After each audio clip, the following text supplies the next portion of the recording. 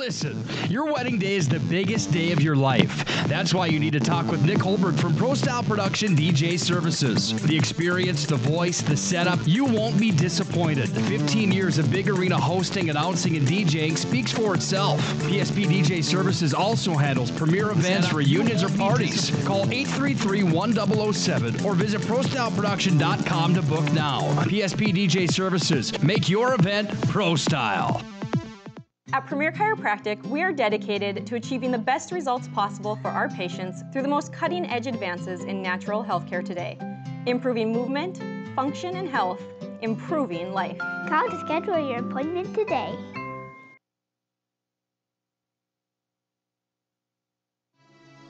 ProStyleProduction.com. This presentation on the Pro Style Production Broadcast Network has been made possible by IMM, Minot's Finest Collision Center, Premier Chiropractic, Ralph's Plumbing and Heating, Souris Valley Dental, Qdoba Mexican Grill, Thrifty White Drug, Duffy's Hockey and Sports, Buffalo Wild Wings, Vibetta Orthodontics, Bremer Bank, Minot Hockey Boosters, the UPS Store, Planet Pizza, First International Bank and Trust, Tecta America Dakotas, Elevation, First Western Bank and Trust, and Pro Style Production DJ Services. Stay up to date with the Pro Style Production Broadcast Network at ProStyleProduction.com. Throughout the areas we serve, First International Bank and Trust employees are actively involved in helping our customers and communities grow. This is Kevin Vigestad from First International Bank and Trust, member FDIC, equal housing lender. Whether it's coaching a Little League team, leading through involvement with nonprofit organizations, or a proud Beaver booster, know that all of us at First International Bank and Trust are committed to giving back to the places where we live and work. Go for lunch, frequent supper time's a crunch. T-minus now, it's time for Planet Pizza. With lots of space for fun, there's room for everyone. Don't be an alien to Planet Pizza. Space for fun. Planet Pizza. I love Planet Pizza. Hi, my name is Marshall Kanam. I'm the manager of the UPS store here in Minot. It's time to make sure your holiday gifts arrive on time and unbroken. It's why at the UPS store we offer our pack and ship guarantee. We can pack, ship, insure your item, and get it there on time. 100% guaranteed. If anything were to happen, you're covered, and so is your package. So ship away for the holiday. For the finest in packing and shipping, the UPS store. We're at 1940 South Broadway or online at theupsstore.com. Hello, I'm Steve Funningsland, consumer lender at First Western Bank and Trust and sports enthusiast. Employees at First Western know the importance of teamwork in their day-to-day banking duties to best serve the community. I know the Minot and surrounding area high school and college athletic teams know the importance of teamwork as well. We want to wish all local teams good luck in their athletic endeavors this year. Stay safe on the courts, on the fields, on the rinks, and in the gyms. We look forward to watching you succeed. With familiar faces you know, who know you by name, First Western Bank and Trust, you can bank on us, member FDIC, equal housing lender. ProStyleProduction.com. This presentation on the Pro Style Production Broadcast Network has been made possible by IMM, Minot's Finest Collision Center, Premier Chiropractic, Ralph's Plumbing and Heating, Souris Valley Dental, Qdoba Mexican Grill, Thrifty White Drug, Duffy's Hockey and Sports, Buffalo Wild Wings, Vibetta Orthodontics, Bremer Bank, Minot Hockey Boosters, the UPS Store, Planet Pizza, First International Bank and Trust, Tecta America Dakotas, Elevation, First Western Bank and Trust, and Pro Style Production DJ Services.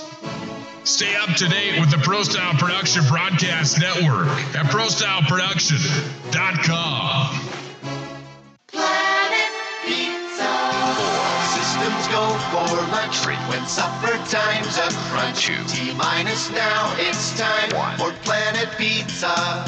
With lots of space for fun, there's room for everyone. Don't be an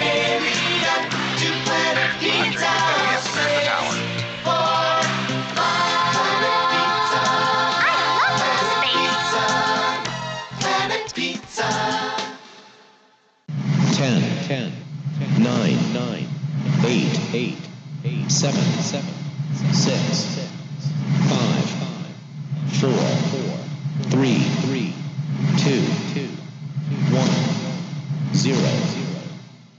This broadcast on the Pro Style Production Broadcast Network is brought to you by ProStyleProduction.com.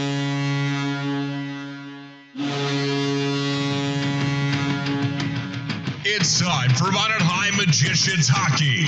Comes down low to the near side. Bennett walks out with it. Bennett centering. Feed fires and Easton. Bennett scores. It's 4-1 Magi on the twisted wrister from Easton Bennett. The growing tradition of Magi hockey carries on today. He scores, and it's a hat trick for Hayden Schwartz.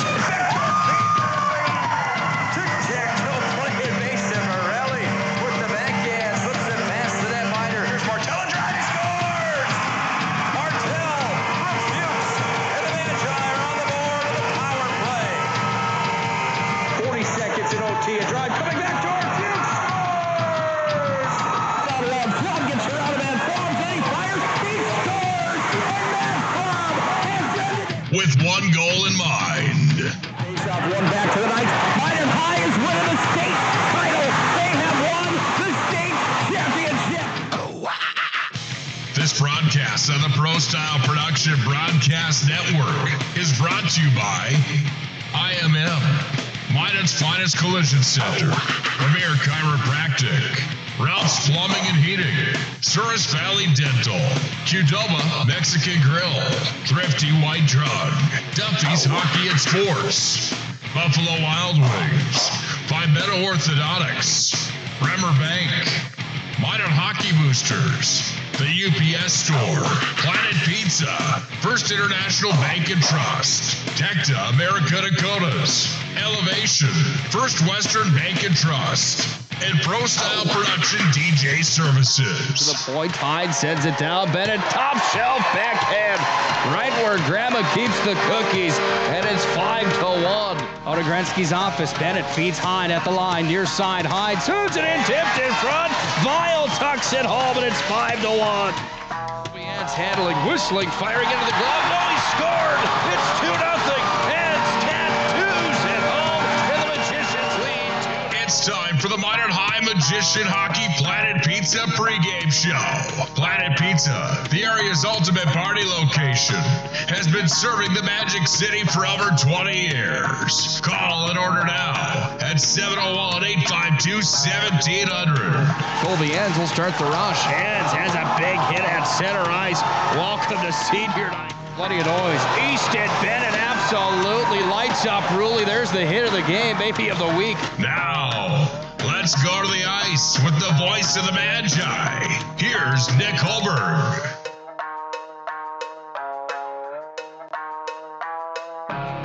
A busy night for high school hockey around the state of North Dakota. Plenty of games on the east side of the state. Plenty of games on the west side of the state.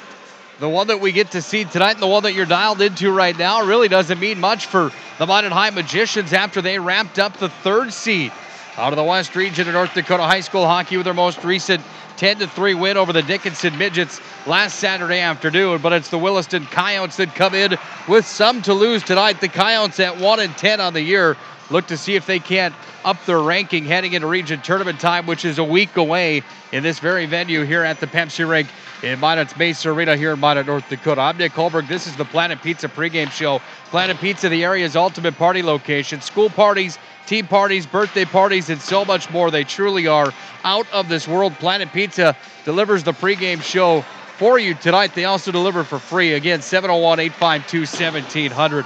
My broadcast partner each and every night for Magi Hockey, the legend himself, Mr. Larry McFall, is here tonight. Larry, can you believe that we're already at that time of the year? Region tournament is 1 week away. We're 2 weeks away from the big dance at the state hockey tournament at the Ralph. Where does time go?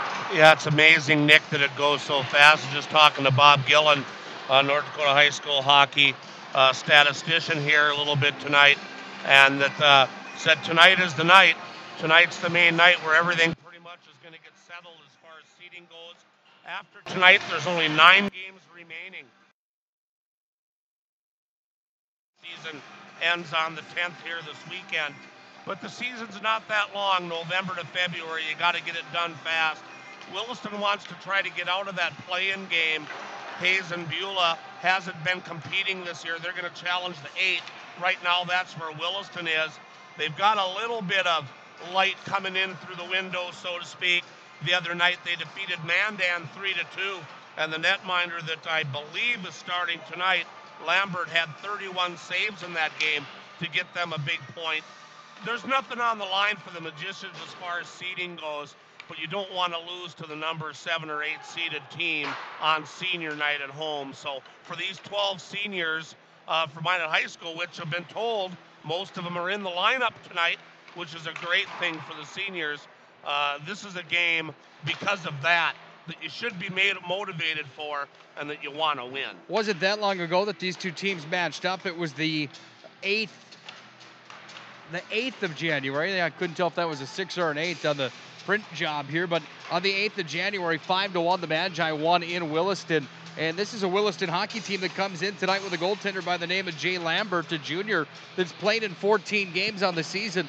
4.74 for goals against average, but he's got an 88% save percentage. He has seen plenty of rubber here in his junior campaign. 591 shots against. He stopped 523 of those tonight. We'll hear from Jason Bennett in the Planet Pizza Coach's Corner, brought to you by Elevation tonight. And we talked to Jason Bennett, and basically the message from Coach Bennett tonight is that they just want to get the ball rolling, generate some offense, get this thing really rolling down the tracks in the right speed, getting towards region and state tournament time. It doesn't matter how pretty the goals they scored tonight are. They just want goals on the board. Right, and Williston, I always have said that I always feel that Williston has a little bit of an advantage when they go to other teams' rinks, even though we all know that their quality of play and their season's not going as well as third-year coach Tyler Junt would want. But they play on an Olympic sheet most of the time in Williston, and that's 100 feet wide instead of 85. So when they come to like the Pepsi Arena here in Mesa, the rink is smaller and possibly maybe easier for them to defend and play than it would be on an Olympic sheet. So they're always a team through the years that I worry about when they come into Minot to take on the Magicians. Tonight they've got their flashy orange uniforms on with a big W across the chest. Minot High will be in their home whites tonight. Should be a fun one. The old school West Region rivalry. It's the Coyotes from Williston, the Magi from Minot High. When we return to the Planet Pizza pregame show, we'll look around the state of North Dakota, talk about only having a handful of games left in conference play. We'll tell you where the standings shape up, some of the probabilities and the possibilities for region tournament matchups coming up around the corner. Then we'll dive further into the matchup tonight, take a peek at who to watch for here tonight in this matchup. Then we'll hear from the head coach, the co-head coach of the Magi, Jason Bennett. That is also upon us here tonight in the Planet Pizza pregame show. West Region Showdown tonight. The Magi and Coyotes go toe-to-toe on 1390 KRRZ and at ProStyleProduction.com. More of the Planet Pizza pregame show when we return. This is Minot High Magicians Hockey.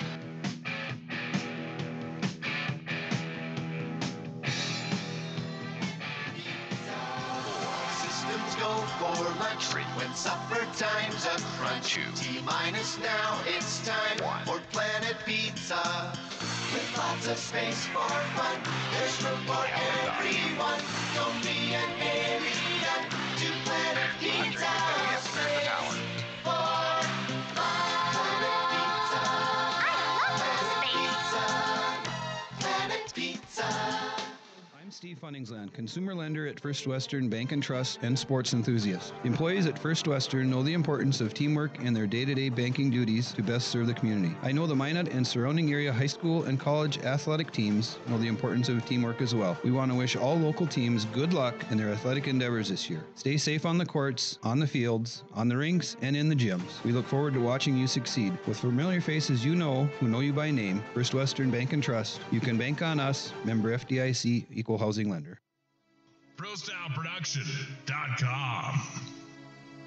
This presentation on the Pro Style Production Broadcast Network has been made possible by IMM, Minot's finest collision center, Premier Chiropractic, Ralph's Plumbing and Heating, Souris Valley Dental, Qdoba Mexican Grill, Thrifty White Drug, Duffy's Hockey and Sports, Buffalo Wild Wings, Pimento Orthodontics, Bremer Bank, Minot Hockey Boosters, the UPS Store, Planet Pizza, First International Bank and Trust, Tecta America Dakotas, Elevation, First Western Bank and Trust, and Pro Style Production DJ Services.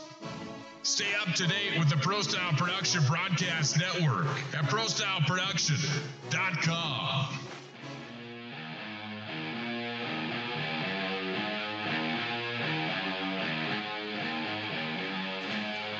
21 points for Jake File in his senior campaign. He leads the team in goals, assists, and points.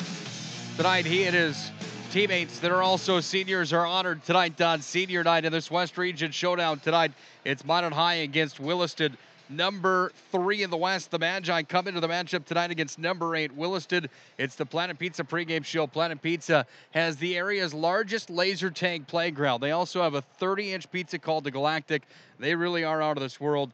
Planet Pizza brings you the pregame show tonight. I'm Nick Hulberg alongside of the legend himself, Mr. Larry McFall, that's going to do some play-by-play for us tonight. Boy, I'm excited to have you on the mic each and every night, and it'll be fun tonight to have you back in the saddle, if you will, on the play-by-play side of things for a bit. Yeah, it's a big difference for people that have done this before, doing the color and just commenting on what happened on the last play compared to painting the picture for everybody. But I do want to let everybody know that I don't have the old left to right on the radio dial like Nick Hulberg does. I've just got an iPad, so it's just going to have to be on your iPad with no dial left to right. Yeah, the radios I used to give Rob Hall so much crap about that, too. Senior night's always an important night, Nick. I know it was for me 46 years ago or whatever it was.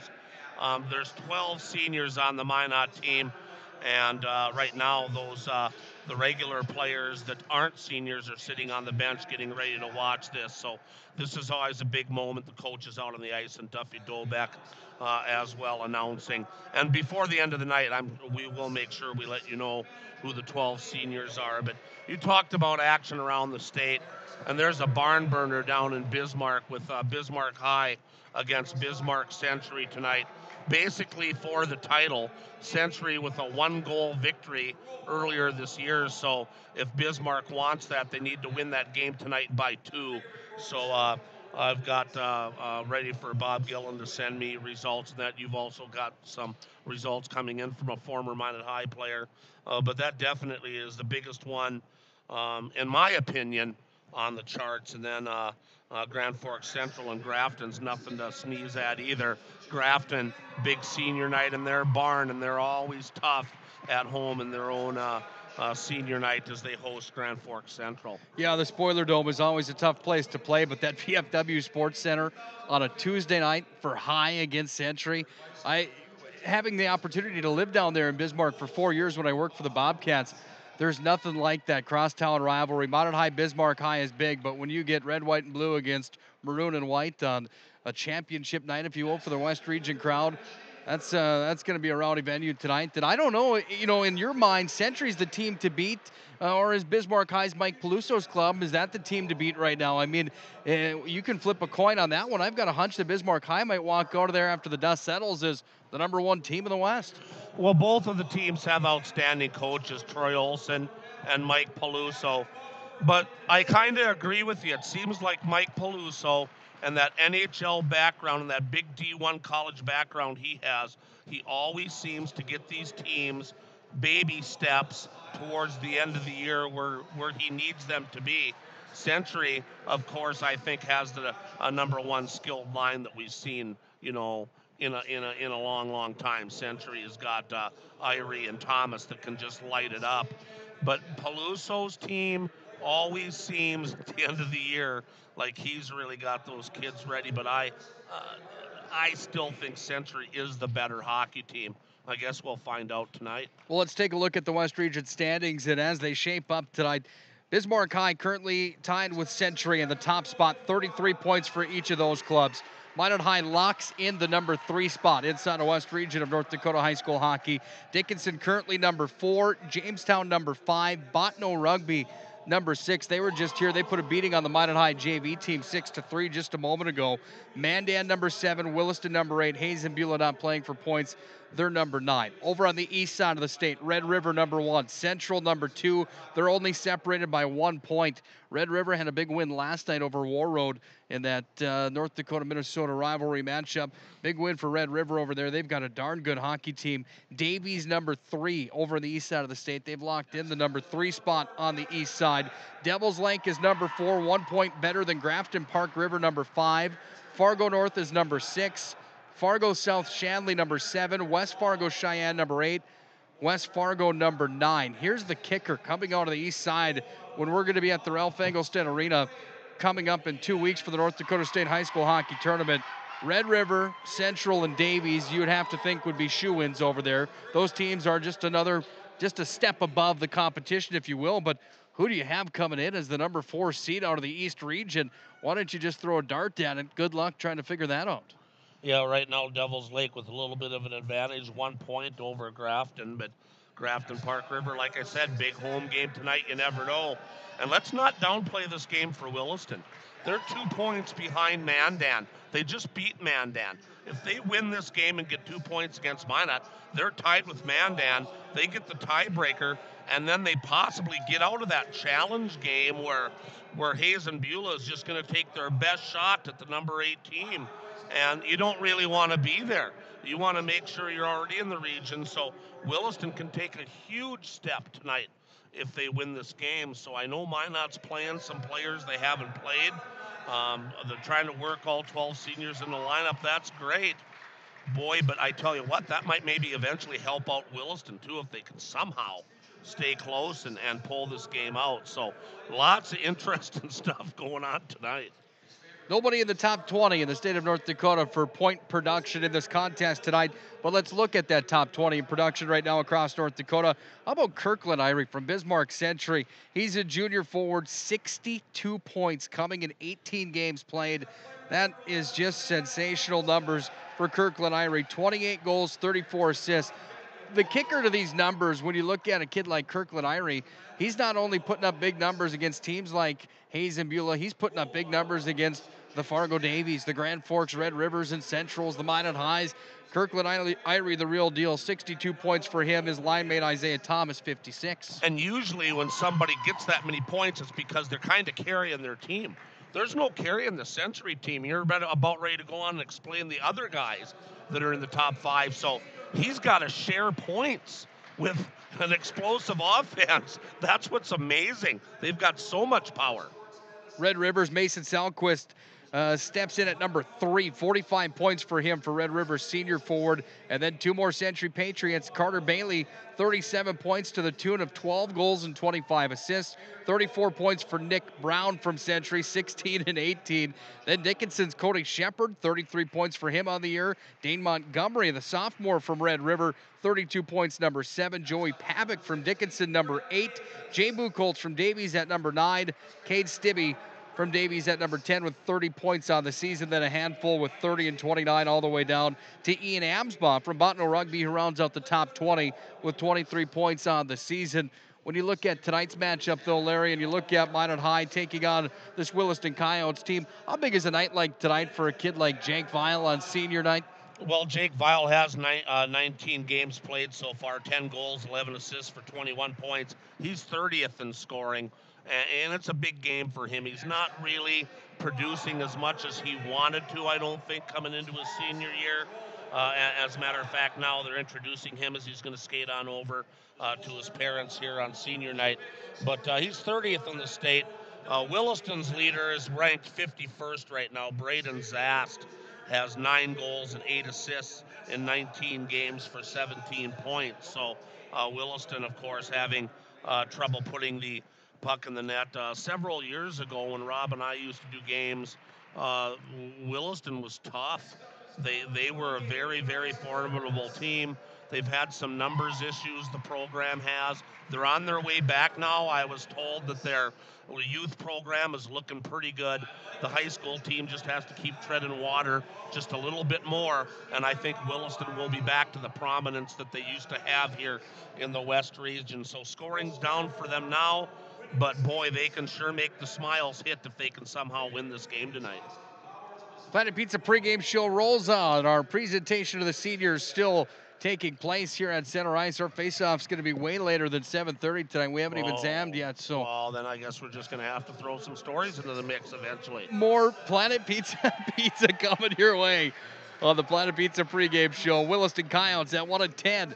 They're in town tonight to take on the Magi, coming in at 8-4.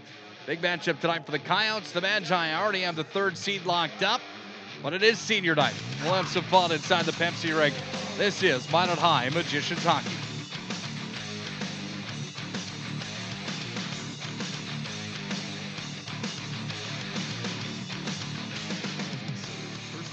Bank and Trust employees are actively involved in helping our customers and communities grow. This is Kevin Vigestad from First International Bank and Trust, member FDIC, equal housing lender. Whether it's coaching a Little League team, leading through involvement with nonprofit organizations, or a proud Beaver booster, know that all of us at First International Bank and Trust are committed to giving back to the places where we live and work.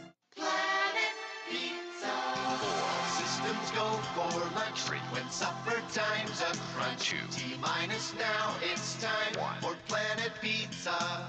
With lots of space for fun, there's room for everyone. Don't be an alien to Planet Pizza. Space for fun. Planet Pizza. Planet Pizza.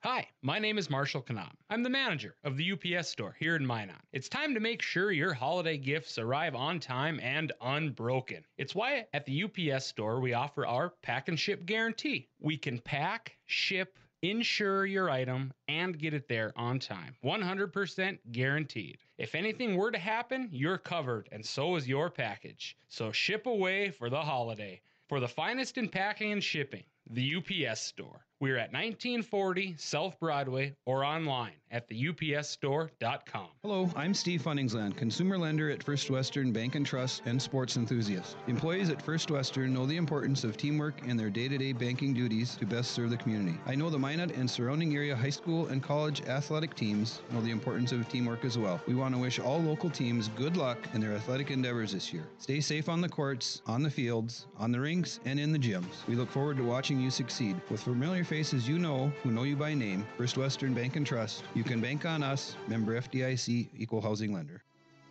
ProStyleProduction.com. This presentation on the Pro Style Production Broadcast Network has been made possible by IMM, Minot's Finest Collision Center, Premier Chiropractic, Ralph's Plumbing and Heating, Souris Valley Dental, Qdoba Mexican Grill, Thrifty White Drug, Duffy's Hockey and Sports, Buffalo Wild Wings, Vibetta Orthodontics, Bremer Bank, Minot Hockey Boosters, the UPS Store, Planet Pizza, First International Bank and Trust, Tecta America Dakotas, Elevation, First Western Bank and Trust, and Pro Style Production DJ Services. Stay up to date with the Pro Style Production Broadcast Network at ProStyleProduction.com. It's time for the Elevation Coaches Corner. Elevation, located at the Minot Country Club and open to the public 7 days a week. Elevate your game at Elevation. Now back to the ice for the Elevation Coaches Corner. Elevation Coaches Corner tonight with Minot High co-head coach Mr. Jason Bennett. First of all, feels like it's been a while. Welcome back to the broadcast tonight, and how you doing? Doing great. Yeah, I can't believe senior night already. I mean, that's how fast the season kind of flew by. Yeah, looking at the calendar, region tournament time just right around the corner here on your home ice surface. And let's just talk about this season in general real quick. Overall, on a A to F scale of what you expected to where we're at right now, I mean, where would you rank this season up until this point? Might be a tricky question for you here tonight, but overall, your thoughts on the 2017-2018 campaign? I don't know. I suppose the easy answer is give it a C. I think it's been average. I think it hasn't really exceeded our expectations. I think we came in the year with a lot of returning players, guys that played a lot last year, goaltender that played a lot last year, and we just haven't lived up to kind of what we thought we had. We haven't scored goals, and we've probably given up more than we should have, and so I think we're a little bit disappointed. But you know what? At the end of the day, I think we're starting to maybe find our groove here. It's we had a game where we finally put some goals on the board against Dickinson. I think nobody scored 10 on them this year, and we got 10. So hopefully that's something positive to build off of. Hopefully, hate to say it, hopefully, we put 6, 7, 8 on the board tonight. I was just going to say, at the end of the season, you're gaining some steam against some teams like Dickinson, a 10-3 win in your last matchup. Talk about that game that night, and boy, Hunter Cope, 4 points for him. Nice night for him. Yeah, it was a good night for Hunter, and I think it stems back to Hunter had a really good week of practice. He's kind of been, not in and out of the lineup, but he's been, he's played second line, third line, fourth line. He's played a lot of JV for us, and, the kid continues to work, and he had a great week of practice. He's physical. It doesn't matter if it's Pat Hyde he's hitting or if it's Logan Broughton in practice. He'll take on all, anybody, and he got rewarded. He was in the right spot. He scored a couple rebound goals. He had a really, really nice, far side off the crossbar and in goal. And funny thing is, he had a breakaway for his 5th, and we got a delayed penalty, so he didn't get the chance at it. You guys wrap up the number 3 spot inside of the West region, and overall with Bismarck High and Century being as powerful as they are again this year, nice to be in that number 3 spot. What does that do for you guys come tournament time here on your home ice? I think halfway through the year we kind of knew number 1 was out of reach, so it was a goal to be the 2 or 3. I think that the thing that frustrates us the most is we haven't really competed against those 2 teams, So as of right now, until we can prove otherwise, it's Bismarck High 1 or Bismarck Century 1, and then the other one's number 2, and then we're kind of a long ways away at 3rd. But, our best hockey's ahead of us, and, I know we can beat Bismarck High. We played really good against them. We just haven't put together 3 really good periods of hockey.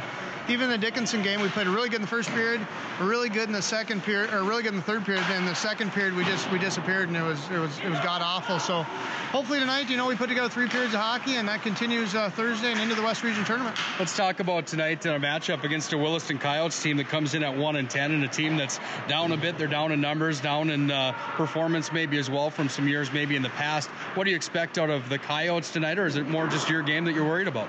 I think we know what to expect of them. I think they're a team that's going to really go into a defensive shell in their own zone. We saw that up there, They don't give up a whole lot of quality chances, quality, but, they'll give up some shots. But it's kind of like we were here a few years ago where we kind of shelled it up, and they have a goalie that made saves and they cleared rebounds. So we need to get a lot of traffic tonight. That's something going forward we've been preaching. We need to capitalize on odd man rushes. If we get into tonight, a team like Williston that, traps a little bit more, you don't get as many odd man rushes. So that's something we've been emphasizing. And, we need to get pucks in net. We need to get to net, and garbage goals, dirty goals, ugly goals, whatever you want to call them. We need, about 3 or 4 of those tonight as well. Bismarck's got a big matchup tonight at the VFW Sports Center. It's High against Bismarck Century for the number 1 spot in the West region. In your mind, is there going to be a shocker down there, or is there a shocker either way? Could it be fair to say that's a 50-50 draw tonight? It is. I'm shocked that the first matchup it was 3-2 Century. I just think the firepower Century has up front.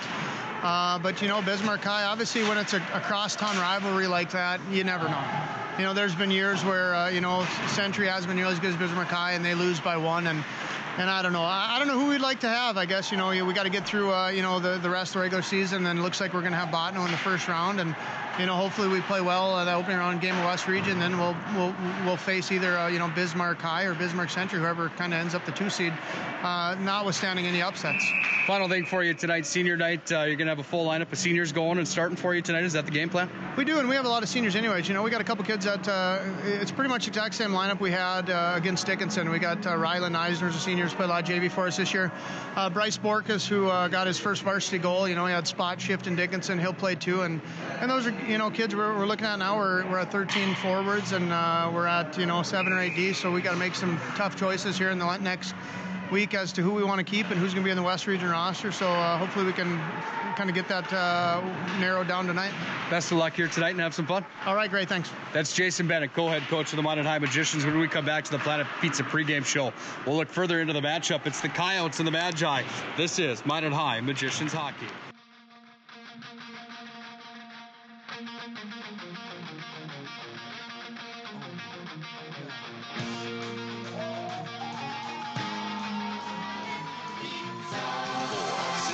Go for lunch, frequent supper time's a crunch. T-minus now, it's time for Planet Pizza. With lots of space for fun, there's room for everyone. Don't be an alien to Planet Pizza. Space for Planet Pizza. Planet Pizza. Listen, your wedding day is the biggest day of your life. That's why you need to talk with Nick Hulberg from Pro Style Production DJ Services. The experience, the voice, the setup, you won't be disappointed. 15 years of big arena hosting, announcing, and DJing speaks for itself. PSP DJ Services also handles premier events, reunions, or parties. Call 833-1007 or visit ProStyleProduction.com to book now. PSP DJ Services, make your event Pro Style. At Premier Chiropractic, we are dedicated to achieving the best results possible for our patients through the most cutting-edge advances in natural healthcare today. Improving movement, function, and health, improving life. Call to schedule your appointment today.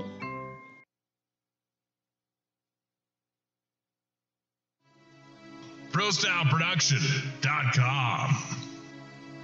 This presentation on the Pro Style Production Broadcast Network has been made possible by IMM, Minot's Finest Collision Center, Premier Chiropractic, Ralph's Plumbing and Heating, Souris Valley Dental, Qdoba Mexican Grill, Thrifty White Drug, Duffy's Hockey and Sports, Buffalo Wild Wings, Vibetta Orthodontics, Bremer Bank, Minot Hockey Boosters, the UPS Store, Planet Pizza, First International Bank and Trust, Tecta America Dakotas, Elevation, First Western Bank and Trust, and Pro Style Production DJ Services.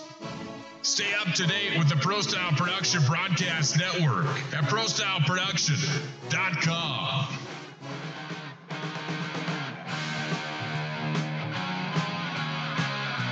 One of a handful of the games in North Dakota high school hockey tonight is the one you're dialed into. It's Minot High on home ice against the Williston Coyotes tonight.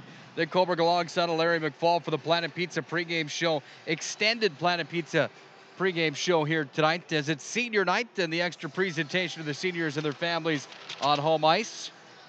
Let's go through the seniors. Hey, real quick, I got something for you first. Oh, okay. 1-0 Patriots in Bismarck. Bismarck Century up on Bismarck High on a Kirkland Irie goal. 7:52 left in the first. 1-0 Century. What a surprise. Irie's on the board again. Unbelievable.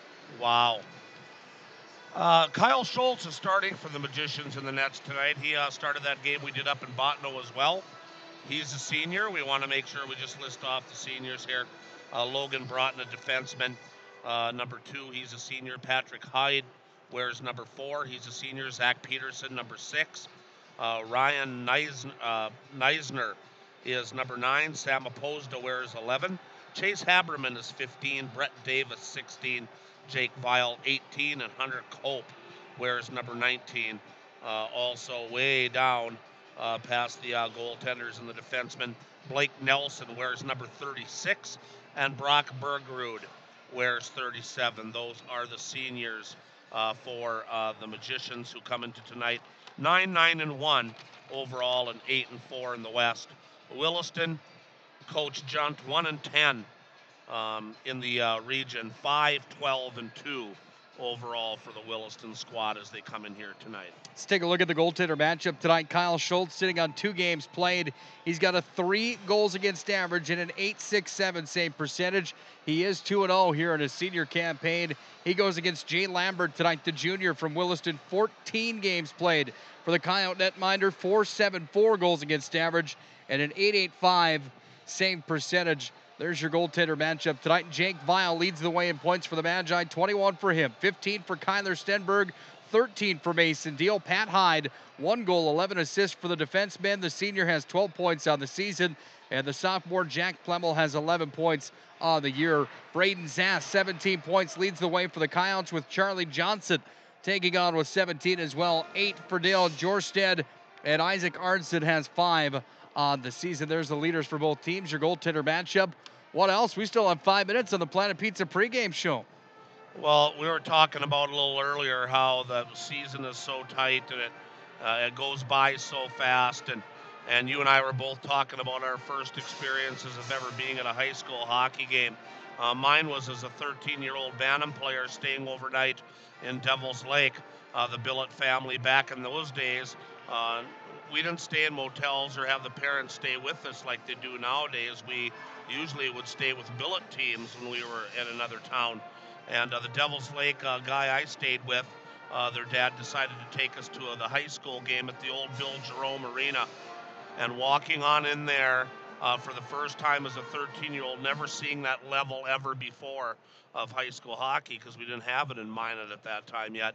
To walk in there and walk into that rink and watch Red River and Devil's Lake, to me, was just surreal. I mean, the whole place was going crazy. Back in those days, in the early 70s, everybody could still smoke cigarettes inside the rink. It was all blue. I remember that vividly, how blue and how just a haze in that place. And the crowd was so loud. And Tony Bushy was the goalie for Red River, and he was lining up in front of me. I was standing right behind him in that end where the goal judge is. And he finally turned around to sweep snow in the net. And the whole, he had the old street hockey mask that a lot of us wore back then. And he had a big chunk missing from his chin. And I saw that chunk, and I'm thinking, wow, these guys shoot this hard. Do I still want to be a goalie as a 13-year-old Bantam? Wow. I mean, and to me, that hooked me on high school hockey. Then I wanted to play even more. Had 2 years at Minot High, and then have been affiliated with it ever since, because it just really caught my eye back then. And you had basically the same experience later on in Minot. Yeah, a lot of years later. And this song right here that you hear right now, Loyal and True, the school song for the Magi. I mean, sitting at the old All Seasons Arena, where that place on a Tuesday night against Grafton Park River, Tom Fillion and the boys, who were nowhere near on the map of going to win a state title that year, that very year, around that time frame. You know, I was 6 years old at that time, and my, oh my, man, let me tell you what, watching Grafton Park River and Minot High, sitting right in the front row on the opposite side of the student section, sitting there going like, you know, I've been to Americans games, and those Minot Americans games were fun back then, but Minot High was the ticket, man. I mean, holy cow. It's amazing how they used to pack that house. In the late 70s, you couldn't even hardly find a seat. And things have changed. There's so much more for people to do nowadays. Social media, a lot of people will stay home and just catch the scores. It's too bad that we don't get the crowds we used to, but boy, the memories of how that used to be and how crazy it was that hooked us. Look at what we're doing now. We're announcing we still want to stay in the game. It's just great to stay in the game and be around the sport still in this team with the M on their sweaters. Well, a lot of love for this Minot High Magicians hockey stuff. But another senior night to put in the books tonight. Will the Magi prevail in this West Region showdown? We're going to find out in about 2 hours. Face off a little bit later than planned here tonight. Introductions just about to take place tonight here on senior night. Not a bad crowd here at the Pepsi Rink at Mesa Arena as we get geared up for the second to last regular season matchup of the year for the Magi. Duffy Novak's got the in-game introductions inside the Pepsi Rink. Larry and I will take the headsets off for one more splash of water. We'll get geared up, and then we'll be back with the play-by-play and the opening face-off tonight. It's the Magi and Coyotes in a West Region affair. This is Minot High Magicians Hockey.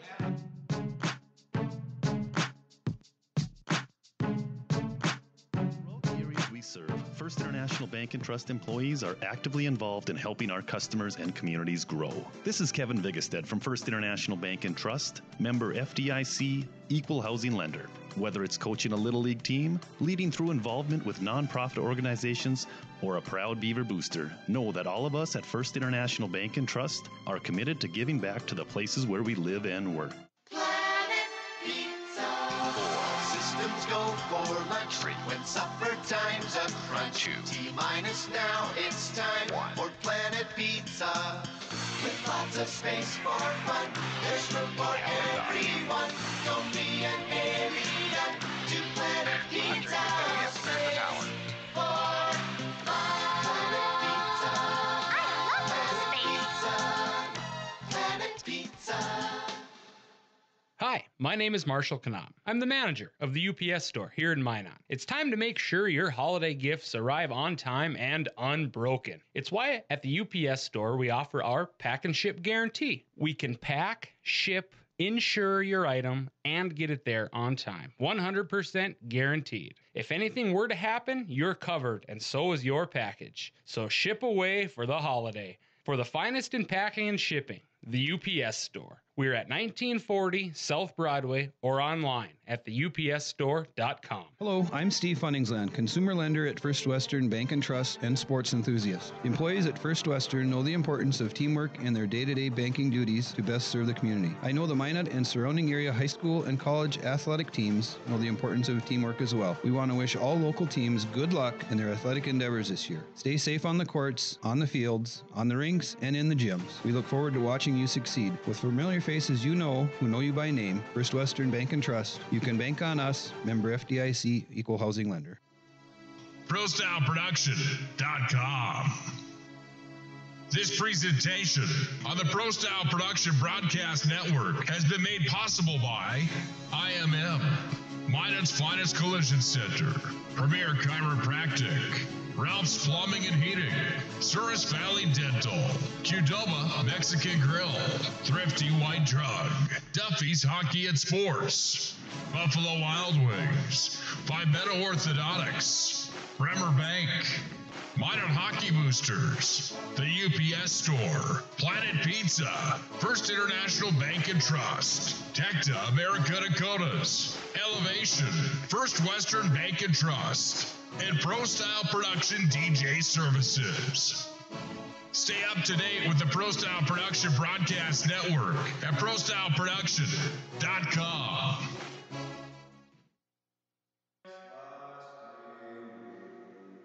Whose broad stripes and bright stars through the perilous fight o'er the ramparts we watched were so gallantly streaming, and round its red glare the bells bursting in air gave proof through the night that our flag was still there. Oh, sailors, that star-spangled banner yet wave o'er the land of the free and the home of the brave. What a rendition of our nation's national anthem. God bless our servicemen and women. God bless our veterans. God bless America. West Region High School hockey tonight from the Magic City. It's the Magi from Minot High hosting the Coyotes from Williston.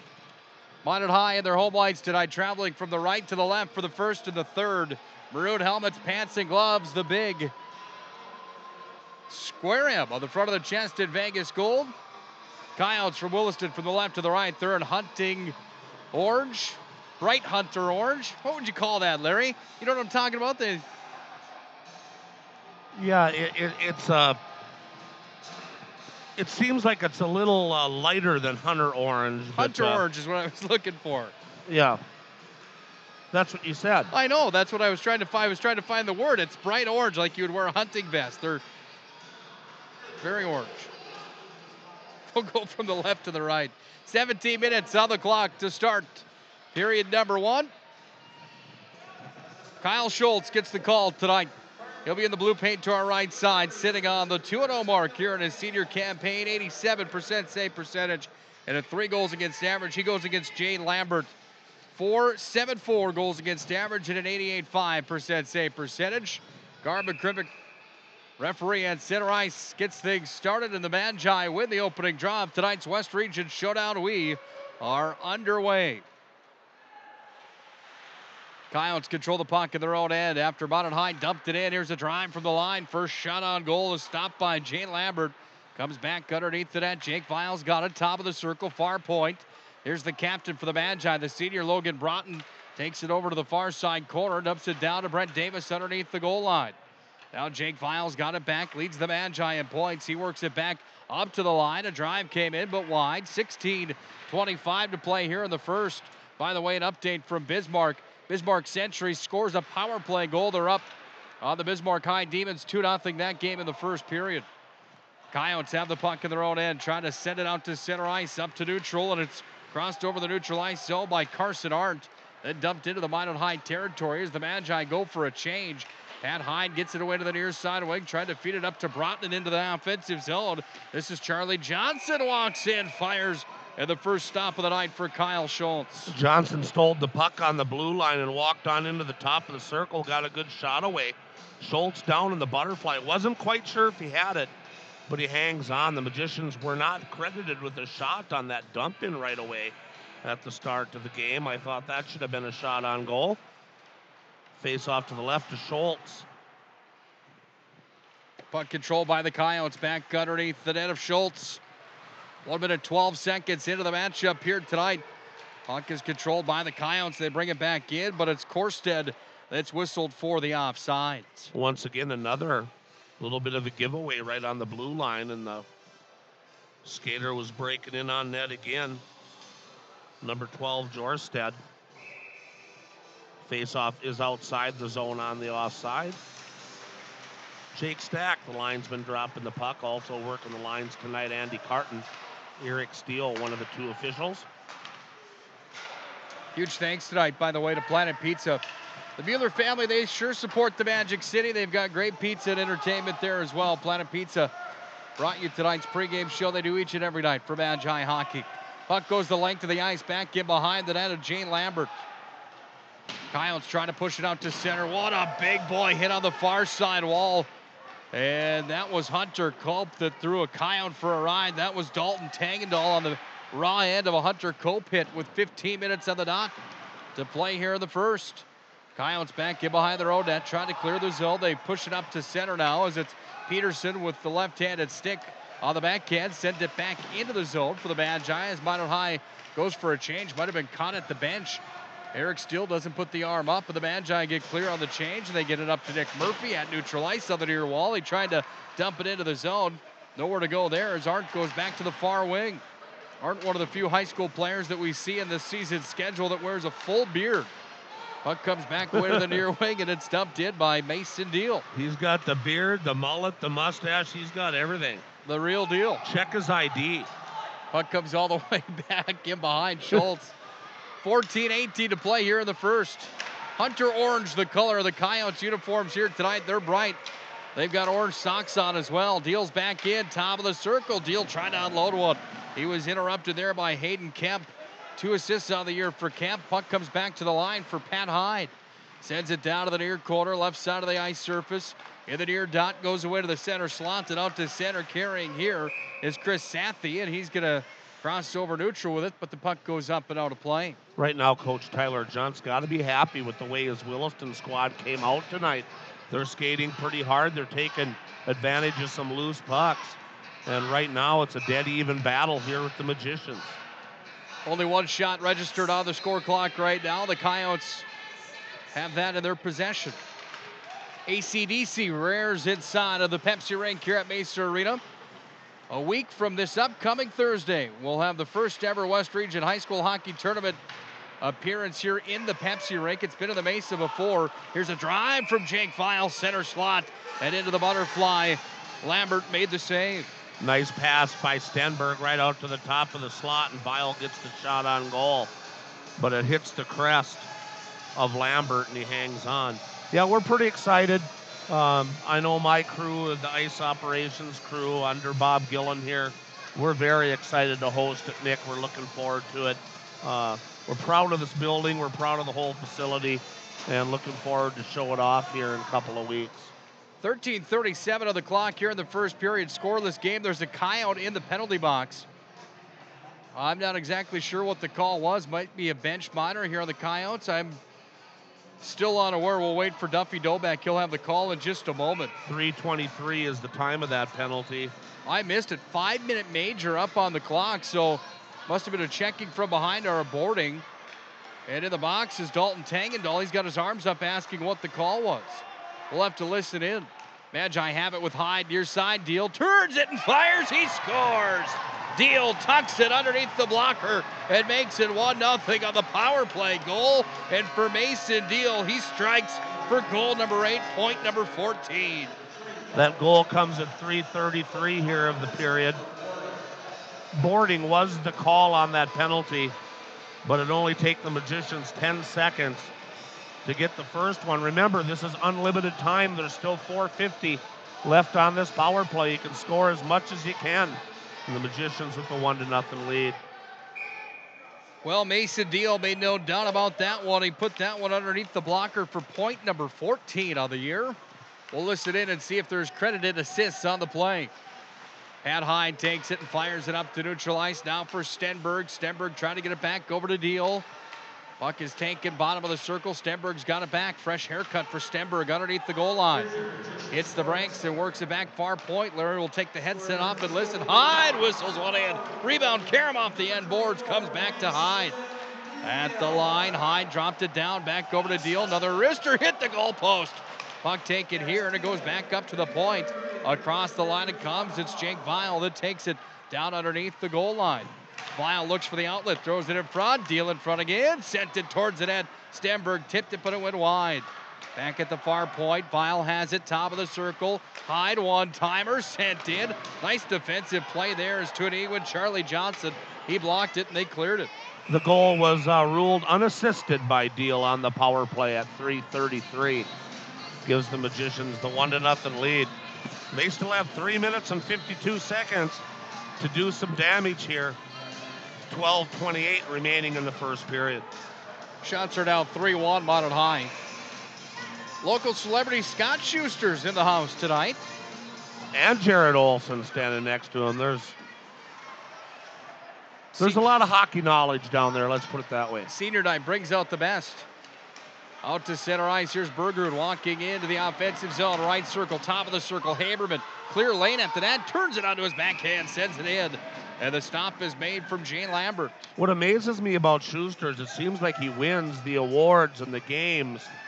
Every single game he comes to, he's announced as the winner of something. He's just an unbelievable force when he comes to games. 12:11 to play here. The first 3:35 remains on that 5-minute major boarding call to Dalton Tangendahl. And his taxi's always on time. Puck work back to the point. Here's Peterson. Peterson wrists one in, and the stop is made with the flashing glove save. Jane Lambert went to the butterfly, and the CCM leather gobbled it up. I like what the Magicians are doing. They're getting shots on goal. They're not trying to be too fancy, passing it around. They're getting shots on Lambert, and you like to see that when your team's putting pucks on the net. Haberman back to the far point, walking with it. Here's a drive that went up and just wide off of Alec. Making Logan Broughton. How many times have I done that this year? Logan Broughton with the shot that went wide.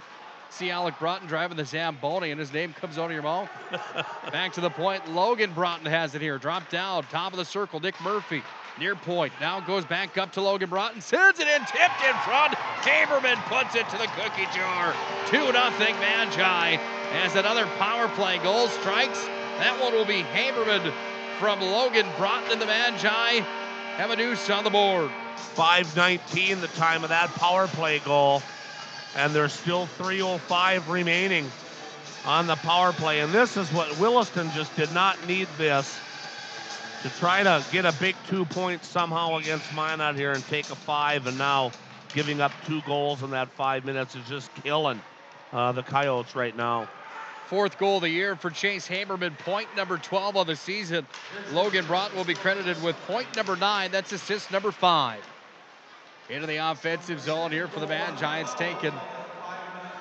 sent in over the blue line, but then taken by the Coyotes, and they whistle it all the way down, 200 feet the length of the ice. Back about in high defensive territory, glove side, short-handed.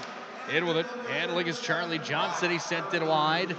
Brent Davis back underneath the net, over to Patrick Hyde, and Hyde's going to bring it right in front of his own goal. Brock Bergerud also gets an assist on that goal. That'll be 15 from 2 and 37 on the power play. 10 minutes, 55 seconds to play in the first. Up by a pair of the Magi as Hyde darts one down into the far corner. Puck taken here, back up to the point. It's Jake Vile that has it, top of the circle. Now Hyde has it, near side line, sent it in. That one off of a shin pad again, and Charlie Johnson, nice job on the penalty kill again, blocking another shot.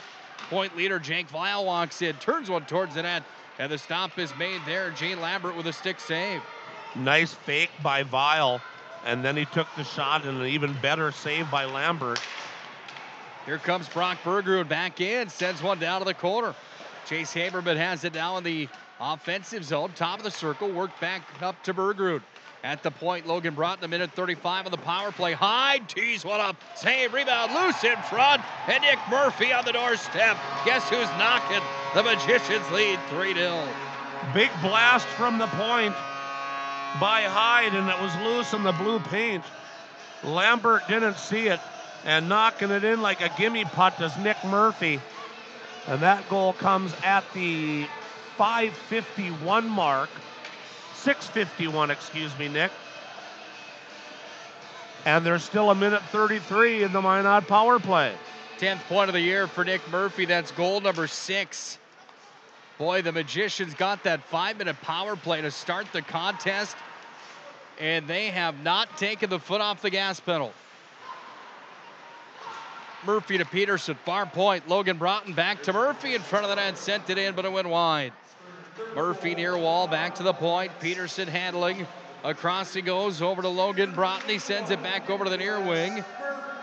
Now Nick Murphy with the clear high-tech mask has it again. Shuffles to the point. Peterson near line, walks it across. Back down, Murphy. Back up, Peterson. Peterson back to Murphy. Tic-tac-toe, they go down a drive for Murphy, went wide. Puck taken by Logan Broughton, far side, bottom of the circle. Dropped it over to Brock Bergerud. Silky hands for Bergerud, back up to Haberman. Now Logan Broughton sends it in. That one's stopped by the mask of Jane Lambert, and it comes back to the Magicians' possession at the point with Zach Peterson. 35 on the power play, 9:10 to play here in a 3-0 first period. Minot High all over the Coyotes tonight as Peterson works it back. Logan Broughton cocks and loads one. That one goes in on goal, and the stop is made there from Jane Lambert. On that third Magician goal at 6:51, they had 2 assists on the play. Broughton also gets an assist. So that's number 2, Logan Broughton, and number 4, Patrick Hyde, assisting on that tip-in goal or the rebound goal by Nick Murphy. And Williston looks up and sees 27 seconds still left on their penalty kill. 2-point night already for the captain, Logan Broughton. Shot save, rebound, Jack Plemmel in front of the net. Trying to tuck that one towards the cage. It went wide on the blocker side. Here's Pat Hyde, center slot, walking, turning, firing. Knocked down, puck loose in front of the net, shot save, rebound, turned aside again, and then the puck sent all the way down like the $500 shot. Came in on goal, Schultz made the stick save, and that will do it for the power play for the Magi. They get 3 power play goals on the 5-minute major, and the Coyotes now have a hill to climb as the Magi come out swinging tonight. Philly into the offensive zone, bottom of the circle, far wing. Underneath the goal line now, puck worked away back by the Coyotes. Near side they come, they push out to center. This one off of Dalton Tangendall, fresh out of the box. He handles on the glove side of Schultz. Underneath the goal line now, it's Pat Hyde that goes back over to Hunter Cope. Boy, did he have a night down at Dickinson. 4 goals in the hockey game for Hunter Cope. On the season for Cope, 9 points now. 4 of them came on Saturday afternoon. Coyotes take it and dump it back in behind Schultz. That one off the tape of Sathy. 7:47 to play here in the first. The Magi up by 3. Coyotes with Arndt in the slot. Turn it towards the net. Here's a drive, a save. Rebound turned aside. Puck goes back away to the far wing. That one may have missed the net. Puck is taken down by Cope and trying to push to center. He does. Cope's in on the 2-on-3. Cope sends it in front. Plemmel in front of the cage. Nice defensive job. Isaac Arnson got in the way and interrupted that party. Now Brett Davis down low near wing. Half wall of Cubs. Davis pinned up underneath the half boards. 7:17 to play in the first. Stick around for our Thrifty White Drug intermission report. We'll have another update for you from the capital city of the West Region. Regular season title matchup tonight. Century was up on Bismarck High the last we heard the first period, 2-0. Those teams tied with 33 points coming into tonight. Bismarck High needs to win by 2 and they win the West Region regular season crown. Of course, if they can finish off their seasons undefeated, which looks like they will, they're the heavy favorites coming out of the west side of the state. Peterson at the line, sends it in, glove save there. That one turned aside as Brett Davis was on the doorstep knocking. Now the Coyotes try to push up to neutralize. They do, taken by Peterson. He'll flip it right back in. 6:30 to play here in the first period. Minot High heavy on the forecheck into the offensive zone. It comes down underneath the half boards on the near wing. Puck taken back to the far point. That one escapes the zone off of Broughton with 6:17 to play in the first. The Magi regain possession at center with real estate. It's dumped in. Here's Vile, center slot. Oh, he fired it up. And getting a stick on it at the last moment was Borseth. And it goes on to play. Boy, the Magicians all over Williston right now, and that's got to make the Magician coach and staff happy. And the games that you should win, this is the way you need to play. You just go after it early and often. And right now, the Magicians looking really good. They're buzzing all over the Williston zone. Puck wrapped around the end wall, away to the near wing offensive zone. Now it's Nick Murphy. He's got a goal tonight. Sends it down low to Haberman.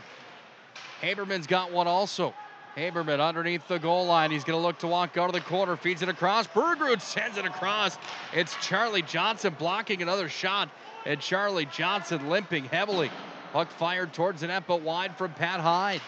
5:41 to play here in the first. Minot High up 3-0. Out to center ice, Patrick Hyde off the near side wall, back over to Murphy, and Murphy's going to take it for a stroll through the neutral ice zone.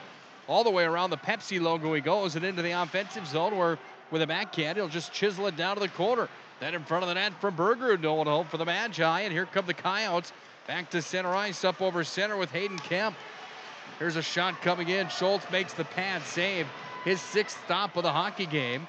5:10 to play here in the first period. Puck in the defensive zone for the Magi. This is the right side of the radio dial underneath the far circle. It comes and out with it. Here's a drive. Went through the blue paint wide from Chris Sathy. He was bidding for his 3rd goal of the season. Now Berger out to center. Has Plemmel with them.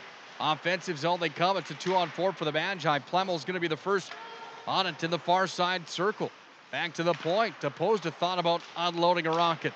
Came back away to Plemmel. He forced it towards the middle. No one home for the Magi. And out to center, it's Braden Zast who carries up over neutral.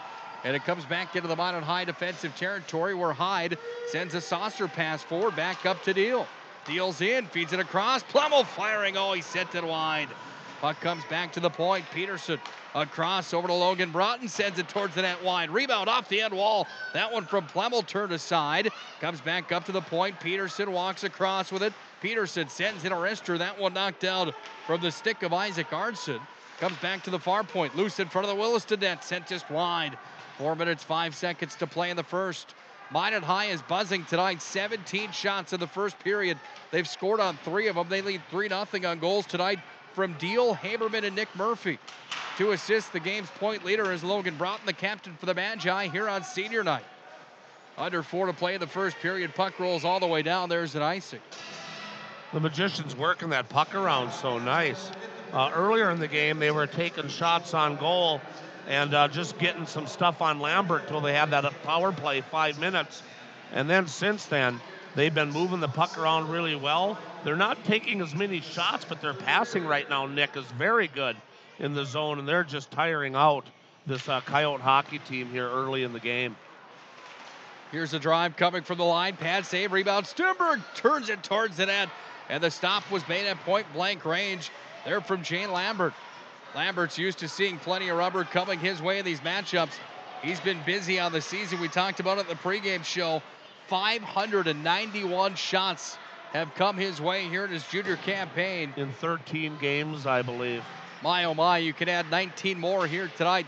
Magi are peppering with 3:15 to play in the first. Down to the corner, offensive zone. Stenberg back behind the net. Jake Weil walked out. Weil upended on the play and taken by the Coyotes. So the Coyotes try to clear the zone. They can't. Peterson holds it in. Here's Peterson. Down to the corner. Sent it back away to the far wing to Stenberg. Comes back to the point. Logan Broughton teed it up, but it went wide. Puck comes back away down to Peterson. Peterson across the point. Far circle it comes. Here's a drive. That one wide on the glove side of Jane Lambert. Wears white CCM goal pads with a strip of that bright orange down each side. He's got two stripes of orange across the knees on the leg pads as well. He's got the black Bauer goal mask on with a chrome cage. 2.5 minutes to play in the opening frame. Mountain High trying to build on their 3-goal lead as they have the puck back at the far point. Stenberg across with it. Sternberg walks, turns, and fires.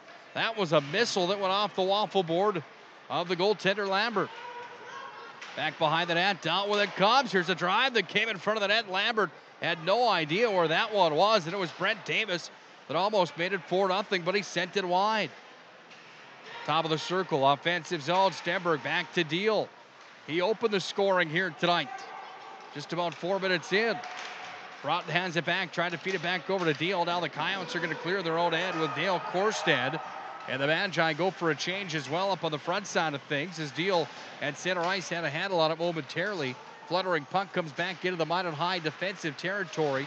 1 minute, 40 seconds to play in the first. All Magicians tonight, they lead 3-0. Thrifty White Drug Intermission Report comes up in just a few moments. We'll have the recap of the scoring. Take a look around North Dakota. We'll get some updates for you as well. We'll check in on Colby Ends and the Minot Toros Junior A program and the MSU Beavers as well. Take a look at girls hockey and the MSU women's college team. They're ranked #1 in the country for the first time in program history. Puck handled by the Coyotes back in the Minot High defensive zone. They've had it in the Magicians' end here for the last 20 seconds. Art tries to move it around. He has the puck stripped from him and out to center ice for the Magi. Moving it over center is Hunter Cope. Cope really turning it on at the right time of the year here. Duffy Novak had the 1 minute call. Thanks, Duffy. Puck comes into the offensive zone for the Magi. It was Pat Hyde. Threw it up to the point. Got past Opposda. And Opposda's back in his own territory to retrieve where Schultz moved it ahead forward. Now Opposda. It's going to go coast to coast. Opposda goes down, turns it towards the net off the shoulder of Lambert. And the puck comes down to the corner where Fillion's on it. Now it's back to the point. Pat Hyde, right circle it comes. Opposda sends it in, 5-hole. Guess what? Sneaks through the 4th of the night for the Magi. And Sammy Opposda picks up goal number 2, point number 5 on the year. And the Magi continue to throw haymakers here in the opening frame. That goal comes at 16:35 here. Opposda got the goal.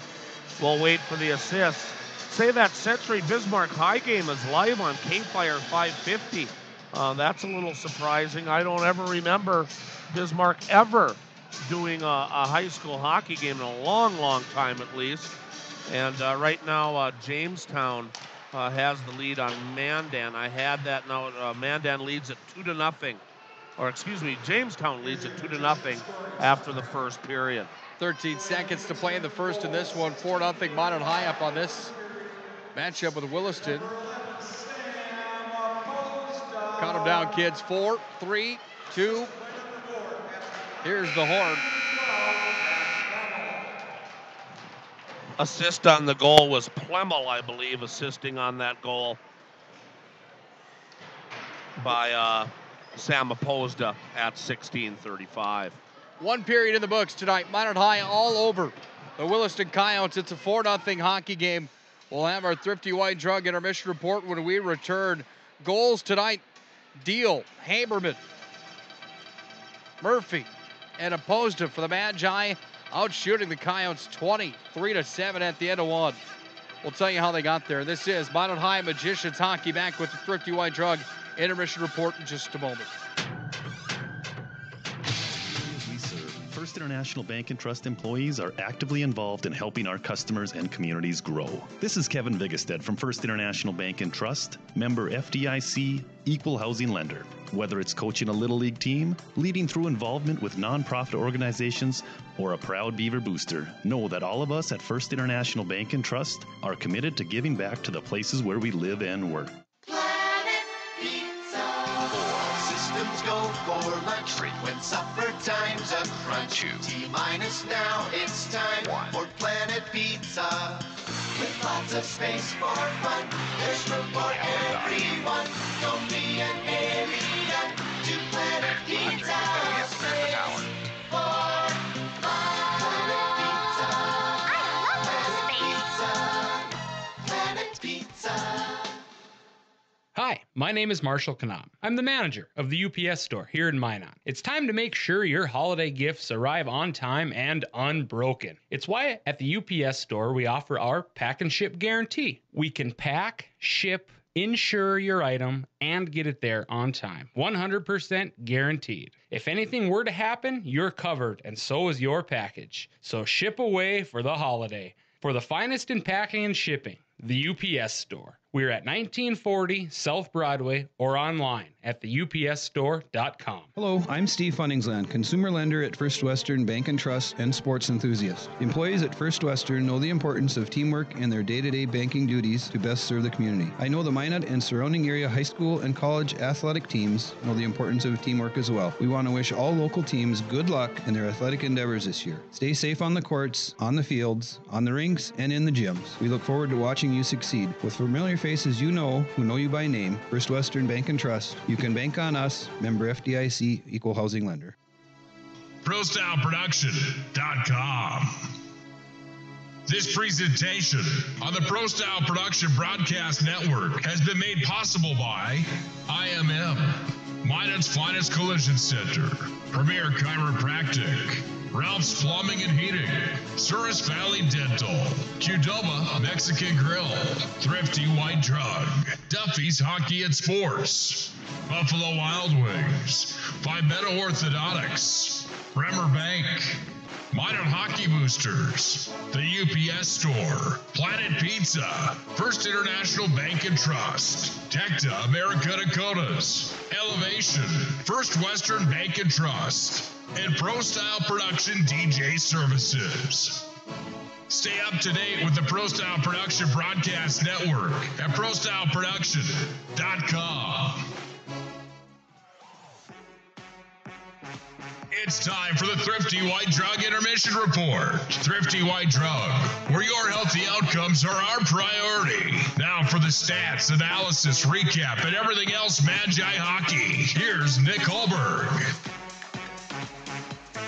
Well, the Magi from Minot High, like the runaway train that AC/DC sings about these last couple hockey games, Minot High gaining a head of steam as they head towards tournament time. No exception tonight. They lead the Williston Coyotes 4-0 at the end of one. This all coming after the Magi beat up on Dickinson most recently by a score of 10-3. They beat Mandan 6-2. They had that overtime thriller in Botno on the 22nd of January 5-4. But Minot High looking for 4 in a row here tonight. Got a pretty darn good start to it. 4-0 at the end of one. Nick Hulberg alongside of Mr. Larry McFall for the Thrifty White Drug Intermission Report. Thrifty White Drug, where your healthy outcomes are our priority. Larry, your biggest takeaway of the period, or do you just want to give us the stats? That one was a beatdown from the Magi. Well, the 5-minute major just killed Williston. I saw the same thing in the junior game Saturday night. The Toros here against Fairbanks, taking a 5-minute penalty early in the game. Fairbanks got 2 goals in the first 4 minutes, added another one right after the power play. Before you know it, it's 3-0, and you're just sucker punched. The same things happened here tonight at the Pepsi rink here at Mesa Arena, as a 5-minute penalty was taken at the 3:23 mark, and that gave Minot the opportunity to score unlimited goals in 5 minutes, and boy did they. At 3:33 of period number 1 on the power play, Mason Deal got an unassisted goal to make it 1-0. Then at 5:19, Chase Haberman gets a tip in on a shot from the point from Logan Broughton. Also in on the assist was Brock Bergerud on the power play, and that made it 2-0. Then at the 6:51 mark, still on the power play, rebound goal by number 21, Nick Murphy, after once again a shot from the point by this time by Patrick Hyde. And then also Broughton passed it to Hyde before that. Also got an assist that made it 3-0. And then about 10 minutes later at the 16:35 mark, another shot from the point found its way home. Sam Opposda on an assist from Jack Plemmel. And 4-0. The only penalty in the game was that penalty to Tangadal of Williston that counted for 3 Magician goals. Goaltender saves. Lambert had 19 saves in the first period. Minot Schultz had 7. And the scorers had 7 quality scoring chances for Minot compared to 0 for Williston. But it was one of those things where you're just back on your heels. You're staggered with the 5-minute, and Minot came out and did what they had to do. Get aggressive, shoot the puck, and then they started working the puck around once it got easy for them after just shooting. Now they're working it, finding the open man and pouring it on. And when you're playing somebody that you feel that you're better than, that's what you got to do. And the Magicians right now, a picture perfect first period in a 4-0 lead. 6 minutes, 24 seconds away from the start of the second.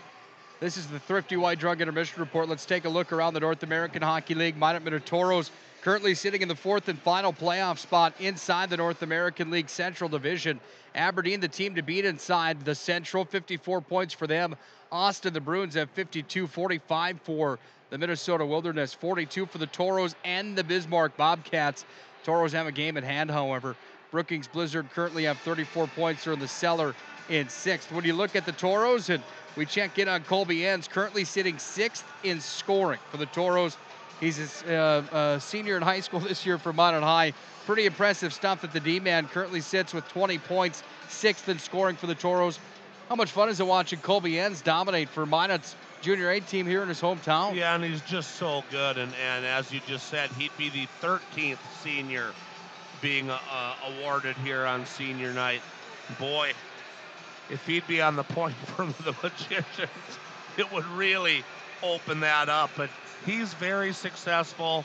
He's having a great year. He's got a lot of looks down the road from other hockey clubs, and it's just an exciting time for that family. I know that his dad, Corwin, is very proud in what he's accomplished, and there's only more to come for that kid, you know, if he stays healthy. And we've got the season coming down to the wire. There are no gimme for the playoffs right now. It'd be nice to see the Toros make the playoffs and see what Mr. Enns can do then. Playoffs are definitely not a question for Minot State and the ACHA Club College hockey team, the Beavers. They certainly, you should just take club right out of the name of that program, because that thing is a well-oiled machine. There's nothing club about it. They are a wrecking ball, and Wade Regere's crew currently ranked number 1 in the country again for another consecutive week. 21-2-1 on the season coming into last weekend's matchups. Minot State, you just can't beat these guys, and on their home ice, they are something special to watch. How about former Magi goaltender Bray Efforts getting the nod, and another nice night for him. Matt Flom playing well for him. Morgan Martell, Riley Holwegner. He graduated from Bismarck High but grew up in Minot. A lot of local talent on that team as well. Hockey in the Magic City, a lot of fun to watch, especially when the Beavers are on the ice too. Yeah, Bray Efforts, the 3rd goaltender on the team, getting some chances right now because Holden Kurtz suffered a little bit of a setback with a little health issue. I heard he's pretty much good to go now and will be back, but Bray got the nod in a couple of games, and he's done really well. And the last one was the big shutout, and it's nice to see all those Minot guys be successful. They're so good, Nick, that some people I talk to don't come to the games because they know they're going to beat them so bad that it just, in a way, when you're ahead so much, they say, oh, geez, it's just a little too boring. They beat them so bad, we always leave in the second period. You know, that's how good they are. Finding competition to come up and play them is not the easiest thing for Wade to find because his team is so far above everybody else. And hey, the Minot State women ranked number 1 also in their half. They've got an East-West ranking in the women's. They don't put them all together the way it looks from what I saw on Twitter the other day. But in the West of the ACHA women, now they're number 1. I mean, what an outstanding job by the coaching staff there as well, getting them to where they are. 2 minutes, 35 seconds from the start of our third period before we take our final commercial break. Let's look at the girls' standings for North Dakota High School hockey. Waylon Wallstrom's crew's got some games coming up here at the Pepsi Rink this upcoming week, Friday and Saturday. It's going to be busy here in Minot. Fargo North-South comes in on Friday at 5 p.m. On Saturday, it's West Fargo United here at Minot to take on the Majets. And then on Tuesday the 13th, Mandan's here at 7:30. Minot currently sitting 4th in the state of North Dakota out of the 11 teams in the league. Dessa Flom from Minot, the sophomore forward, 36 points for her, currently sitting tied for 4th in scoring in North Dakota. Kaya Shaw from Minot currently sitting 13th with 25 points for her. The Majets, the real deal as well. Big games this weekend coming up. I got a little, Dessa Flom scored the overtime winner the other day in their game against Williston. And then they had their handshake line. I was working the game. I walked to the net to get the net off the ice, and the puck that Dessa had put in was still laying in the net. So I picked it up, and I walked on out to the handshake line, and I waited until she got done, and I stuck it on out, and she looked at me kind of funny, and I go, I assume you want the overtime winner. And her face lit up, big smile, grabs it away and goes, I sure do. So that was a big moment for her to get that overtime goal. Big moment for me just to be around it and seeing these kids grow and get better. And, yeah, she was pretty fired up about that. Probably didn't even think about it until I came with the puck. And now she's got the overtime winner and a big game that got them 2 points that they really needed here at the end of the year. Under a minute away from the start of our second period, Larry McFall will have the play-by-play for us as Minot High up on the Coyotes from Williston 4-0 at the end of one period played. It'll be a fun one coming up. We'll hear from our sponsors, and we'll be back as we get geared up for our second frame. Minot High up 4-0 on the Coyotes from Williston. This is Minot High Magicians Hockey. First International Bank and Trust employees are actively involved in helping our customers and communities grow. This is Kevin Vigestad from First International Bank and Trust, member FDIC, equal housing lender. Whether it's coaching a Little League team, leading through involvement with nonprofit organizations, or a proud Beaver booster, know that all of us at First International Bank and Trust are committed to giving back to the places where we live and work. Hi, my name is Marshall Knob. I'm the manager of the UPS store here in Minot. I've had many customers express being frustrated with the P.O. box they once had. They didn't realize they couldn't have packages delivered to their P.O. box. It's why they now have a personal mailbox here at the UPS store. We'll accept the packages for you, and you can pick them up when it's best for you. For a more efficient business, visit us at the UPS store. We are at 1940 South Broadway or online at theupsstore.com.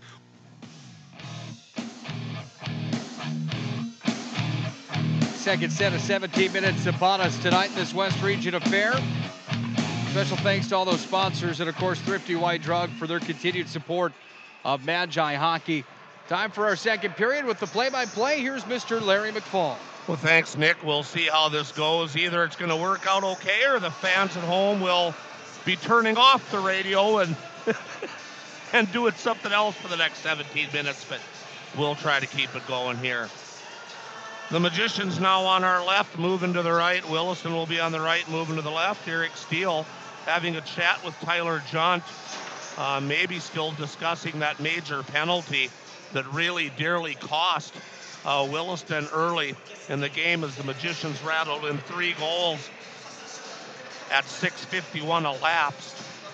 And now Williston with the big hole to dig out of. Steele checks with the goal judges. Make sure the guys are outside the circle, drops the puck, and here we go. Face-off goes back towards the Williston zone, and dumping it in is number 7. And the puck now goes behind the net, and Hyde's got it. He's being pressured and heckled behind there. Also coming up with the puck now is number 11, Samopozda.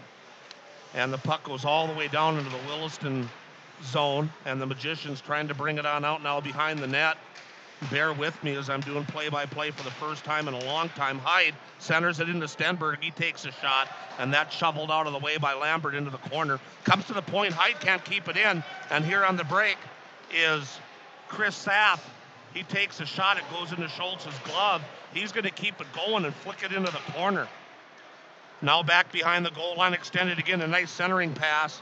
Nobody home for the Coyotes, and now Stenberg brings it across the blue line. He'll stop at the half board, and he'll dump it all the way in, the rest of the way to the goal line extended.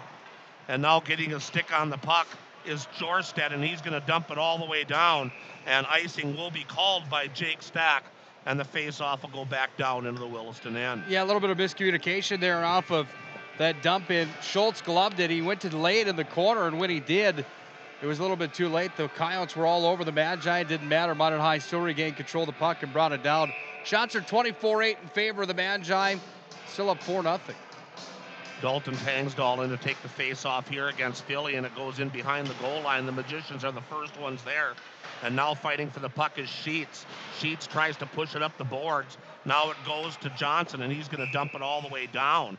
And icing called again on Williston. Yeah, I think Tyler Judd's game plan here, Larry, and probably a good one, is just take it one shift at a time, one play at a time. They don't mind icing the puck down like this. Let the air kind of just leave the venue a little bit, take some of this steam away from the Magicians, as Minot High absolutely rolling them in this contest, 24-8. They don't mind.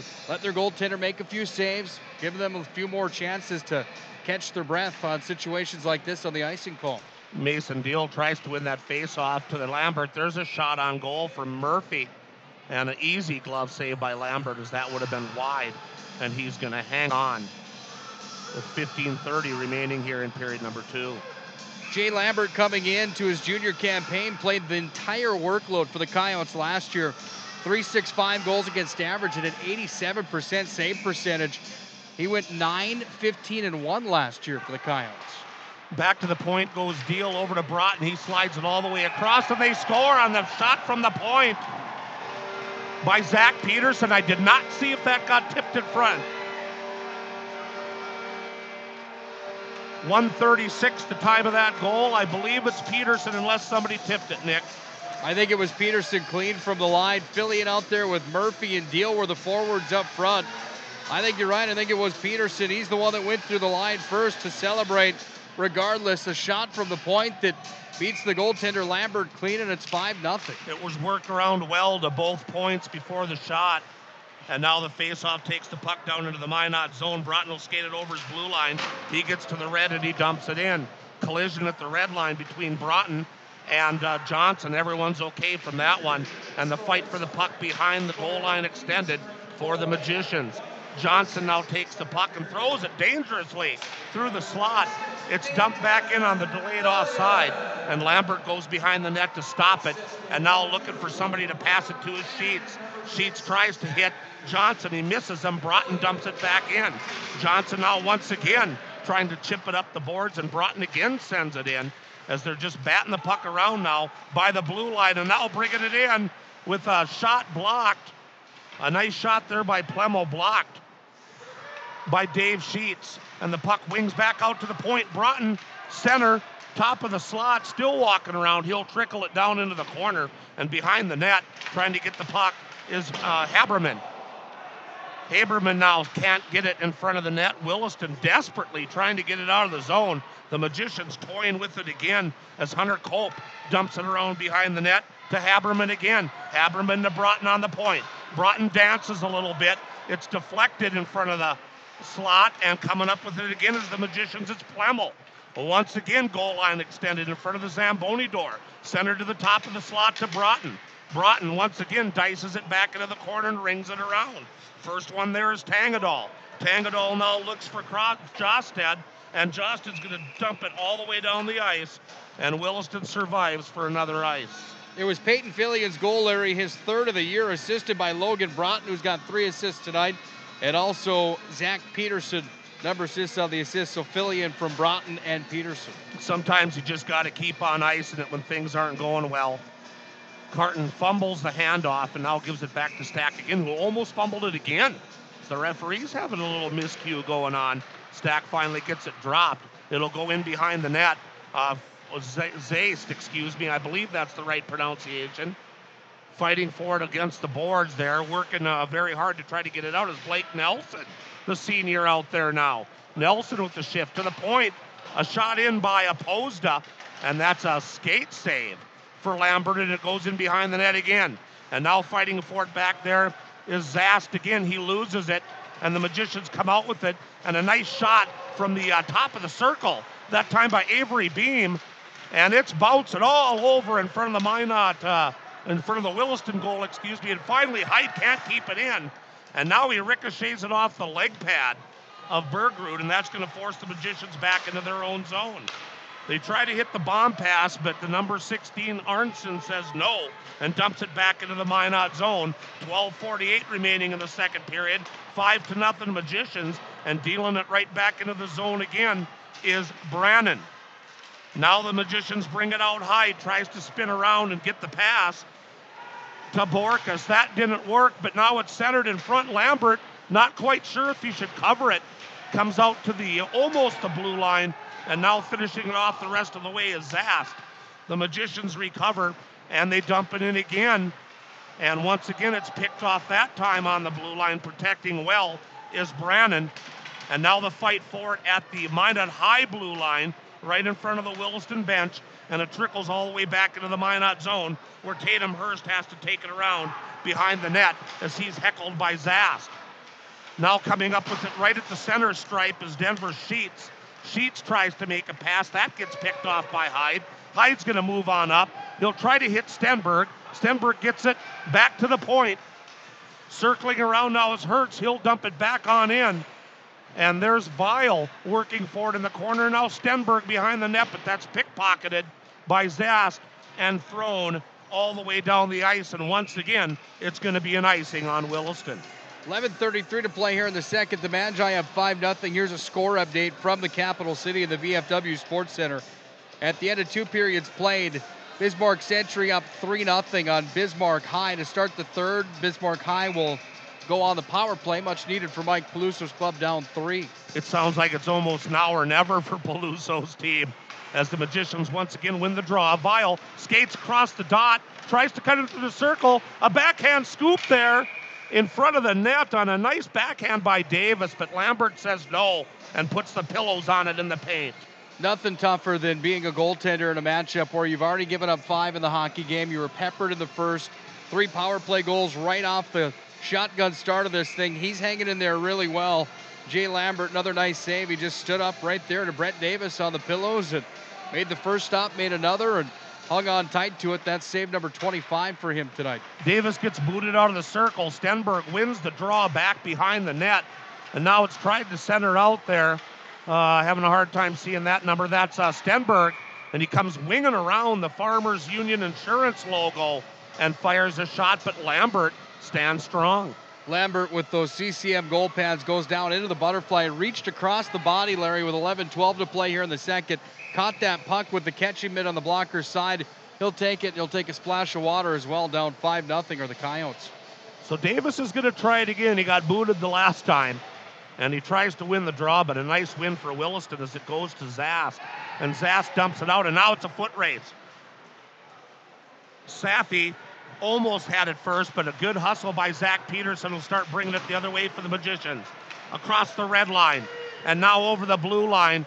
A nice little move there by Zach Peterson, and he tries to shovel it in front, and a good play by the Williston defensive core stops that from happening. And now Stenberg, who dropped back to play the point on that rush, is on defense, and he's the first one to it in the zone. Now it's bombed back to him on the red line. Now Stenberg across the blue line, around the circle, around the back of the net, looking for help.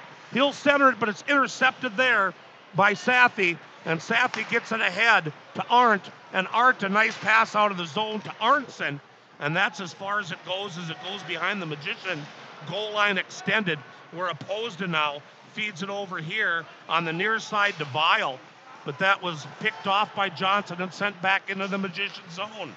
10:07 remaining, period number 2. Pass up to the red line to Davis. He can't handle it. And now taking it back in his own zone is Zast. They'll try to bomb it out to the neutral zone to Jorstead. And no icing on the play. The Magicians are back there. It's Logan Broughton trying to get it out of the zone. This time it's kept in by Jorstead again. Jorstead tries to feed it in front. That doesn't work. Broughton gets it out of the zone, and firing it right back in is Brannon. Now the Magicians back in again. A nice move and a shot. A nice shot there by Murphy and a big deflector save. And another shot comes in, and Lambert steers that to the Zamboni door. The Magicians still fighting to get it in front of the net. Deal back to the point to Broughton. Broughton back to the Zam gate to Deal. He can't get the stick on it. Murphy's fighting for it there, and so's Fillion. Now it gets rung around to the right of Lambert, but not out as Broughton holds it in and skates it in all the way to the bottom of the circle, comes back to the point, and there's the shot by opposed. It hits a few legs, goes into the corner. Delayed penalty being called. This one's on the Coyotes. The Magicians get the extra man on the ice. Nice pass by opposed across ice over to Deal. Now it goes to the top of the point again. Opposed didn't like that. It gets back to Fillion behind the net, and then shot all the way down the ice by Murphy as he was trying to get it back to Oposta. And this is still a delayed situation here. Stenberg now tries to hit Neisner on the blue line. Neisner getting a shift out there. Nice to see him out there. And now, power play, Magi. I have to tell you, for not doing hockey play-by-play in how many years? It's been 5 or 6 years at least, Larry. You get a span there for 3.5 minutes where the Magicians, I've been waiting to talk about that play from Zach Peterson where he came into the offensive zone, soccered it to himself, and then between the skates had a nice little play in that flurry of time. The puck went up and down the ice 10 times. The Minot High finds themselves on the power play. Gar McCrinich had the tripping called. Here comes that deadly Magician power play out. 8:22 to play in the second. Minot High up 5-0. Can they add more here on the power play? They'd sure like to think so after how potent their power play was in the first period. 8:38, the penalty on the Williston skater. Oh, it comes out to the point, and Hyde takes his eye off the puck. And now he's going to have to backpedal to the blue line. Dumps it back to center ice to Weil. Weil with a nice pass. Now Stenberg ends up with it over on the left side. Takes a wristy from the top of the circle. And Lambert says, that's not going in. Yeah, nice play from Weil. Had his head on a swivel. Got it back over to Stenberg. Stenberg, the left-handed shot, just had one locked and loaded. He fired it towards the net. And then into the old-school Patrick Waugh style half butterfly. The glove save was made. Draw goes back to Weil on the point. He'll skate it to the top of the slot. He takes the shot. Lambert the save. Loses the rebound, but he gets it with the back of the stick and bats it out enough to where his teammate Kemp can dump it all the way down, and now the Magicians set up behind their net. Hyde now with the nice lead pass out right away to Weil. Weil skates over the blue line, takes the shot from the top of the slot, and once again Lambert makes the save. Deal comes up with that one, comes around the dot. He takes the shot. The rebound makes its way out to the blue line to Davis. Davis fires in a wrister. Nobody around to tip it in. Lambert makes the save. Yeah, in our conversation tonight for star of this hockey game is the goaltender, Jane Lambert. He's been the best penalty killer so far here in the second period for the Coyotes. He makes another save and might have got shorted on one. Shots are 39-8 Magicians. Minot High still up 5-0, and Lambert putting up the brick wall here in the second. Well, the scoreboard has number 30 listed as the penalty, like Lambert might have drew that trip. We'll have to check. The Magicians once again moving it around. Broughton's at the top of the slot, fires from the blue line, and Lambert the save. And standing there looking for a rebound that never happened, I believe was Bergrud. Jay Lambert, goaltender here in his junior year, comes out top of that blue paint, gets out, challenges way out at the top of the crease, sees that one all the way and gloves it. Bergrud wins the draw. It comes back to Broughton, but he misses it, and now here's a chance. Moving on in for the Coyotes. A nice move and a big save there by Schultz as he robs Saffy, who took it all the way down, and he's still down there trying to go 1-on-4. And the Magicians finally getting out, but falling down is Bergrud. and that's going to give Denver Sheets a chance to dump it all the way back in with 28 seconds left on the power play. And look at that work by Sathi. He's been doing a great job here on the penalty kill for Williston. And now Broughton finally comes on a 4-on-2, skates to the top of the slot. The defense tries to ricochet away. That's Tangadal, but it comes back to the point, and the shot's taken by Peterson. Player falls down right in the slot. That's Haberman, and he tries to get up, and Williston gets it out. What a great job by Sathi, again on that penalty kill, and their full strength as Peterson rings it around to the Zam gate, and the battle continues over there. And once again, a few guys getting in the lineup, Nick, that have not been in yet tonight very much. Blake Nelson's one of them. He's dancing in the corner. He'll throw it to Opposda. Opposda sends it on over to the point to Hertz. Hertz takes the shot. That hits a couple sticks. Back to Hertz again. This time, he skates into the far dot. Once again, it's blocked, and here comes the Coyotes, and they'll just dump it down as soon as Jorstedt got across the red line. He'll dump it down, and the Magicians now trying to bring it back with 5:41 remaining in the period. And the Coyotes still threatening here a little bit. Jorstedt centers it, and a big shot and a save by Schultz on that shot by Tangadal. Schultz stones him from 3 feet out, and the puck ends up in the Williston zone. And now Kemp's got his hands full, and he really had his hands full. And Stenberg is going to get called for abuse on Kemp, and that's going to give the Coyotes, I believe, their first power play. Let's go back to that last save down at the other end of the ice. Kyle Schultz absolutely committing robbery down there in that white goal pad, in the white goal pads. My oh my, if he doesn't make that save, it's a 5-1 hockey game. I think Minot High out shooting Williston tonight 41-10 is in the driver's seat. I don't think there's any question that they're going to escape here with a win tonight, but you know, if he doesn't make that save, the tides could turn. There's plenty of hockey left here tonight. Bryce Bork is in the box as the faceoff was to the right of Schultz, and now here comes all by himself, it's Plemmel. And Plemmel just kind of gives it up, and Williston now will be on the attack with Sheets. Sheets throws it up to Arndt. Arndt still got it, and oh, what a crushing hit there by Patrick Hyde at the Mesa logo.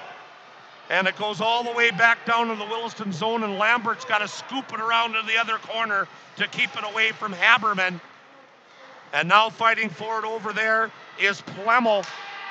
And now intercepting is Logan Broughton, and he'll take the shot, and Lambert, the pillow save, puts it into the corner as the puck goes to Plemmel. Now he gets it behind the net to Cope. And Williston on the power play can't get it out as Cope once again denies Zast. And Zast stops behind the net and says, let's set this up. Here he comes now, the lead pass out of the zone to Sathi. And Sathi tries to get the pass to Arndt, but Arndt's offside at the blue line. For a hockey game that's 5-0 right now in favor of Minot High, 4:13 to play in the second, and the shot's 42-10. Definitely an entertaining game tonight, though. Both teams making plays at both ends of the ice. How about that big boy hit from Patrick Hyde that laid out big number 6, Carson Arndt, full beard and everything. He went flying right on the Pepsi logo at center. I think that might have knocked some of the beard off. That was a pretty hard hit. Now Deal gets the puck over to Murphy. Murphy dances in, and he'll just flick it into the zone with 42 seconds left. But Deal ends up with it. And the Magicians on the penalty kill keep it in the Williston zone, and once again Opposed does the same. Shot on Lambert, rebound, came right out to Deal. He centers it, trying to hit Murphy. Murphy now fighting for it in the corner, and up to the half boards it goes, and here comes the Coyotes. A nice pass out of the zone to Josted. Josted tries to get the shot on goal, but a nice defensive play there, I believe, by Peterson, and the Magicians right back in. Deal dances in to the right of Lambert, takes the shot that hits Lambert's shoulder and pops over the net behind the net. And now the Coyotes will clear with Jorstedt again, and he gets buried by Deal right on the blue line. And the Magicians bomb pass to Stenberg, but he's offside barely. Stenberg just a foot inside the blue line. Nice heads-up play from back there. How about Zach Peterson on the back end? He's an underrated defenseman for Minot High, isn't he? He's just a stay-at-home kid that just does his job. He's not real flashy. He's not, he never finds himself that far out of position. He's really a kid that deserves a lot of credit. Number 6, White. He's been there for a few years, and he's a guy that they're certainly going to miss in the future. You got some of those blue-collar workers that you really need, and he's one of them back there on the defense. As the Magicians flip it off the glass, it's going to go all the way down, and that'll be icing. You know, that 5-minute penalty at the start of the game, Nick, that gave the Magicians 3 power play goals, you take those out, and there's a battle going on right now at the Pepsi rink. Williston Minot High, traditionally, this is one over the past few years that Minot High has dominated. But you go back a few years in time, Williston Coyotes knocked the Magicians out of the state tournament contention back in 2010. That's the year Minot High last didn't make it to the tournament because of the Coyotes. Arndt gets tossed out of the circle. Safi comes in, but he loses the draw. And here comes the Magi. Stenberg rushing on in. Oh, what a save by Lambert. Larry, that was highway robbery to the definition. Sliding across, comes up with the glove save with the CCM leather. What a heads-up play. Stenberg sent it to Weil, and that catching mitt was there. It should have been 6-0. That one would have made the top 10 on SportsCenter. Weil just frustrated. He's been looking for a point. Hyde fires it in from the point. It rattles like a ping pong ball.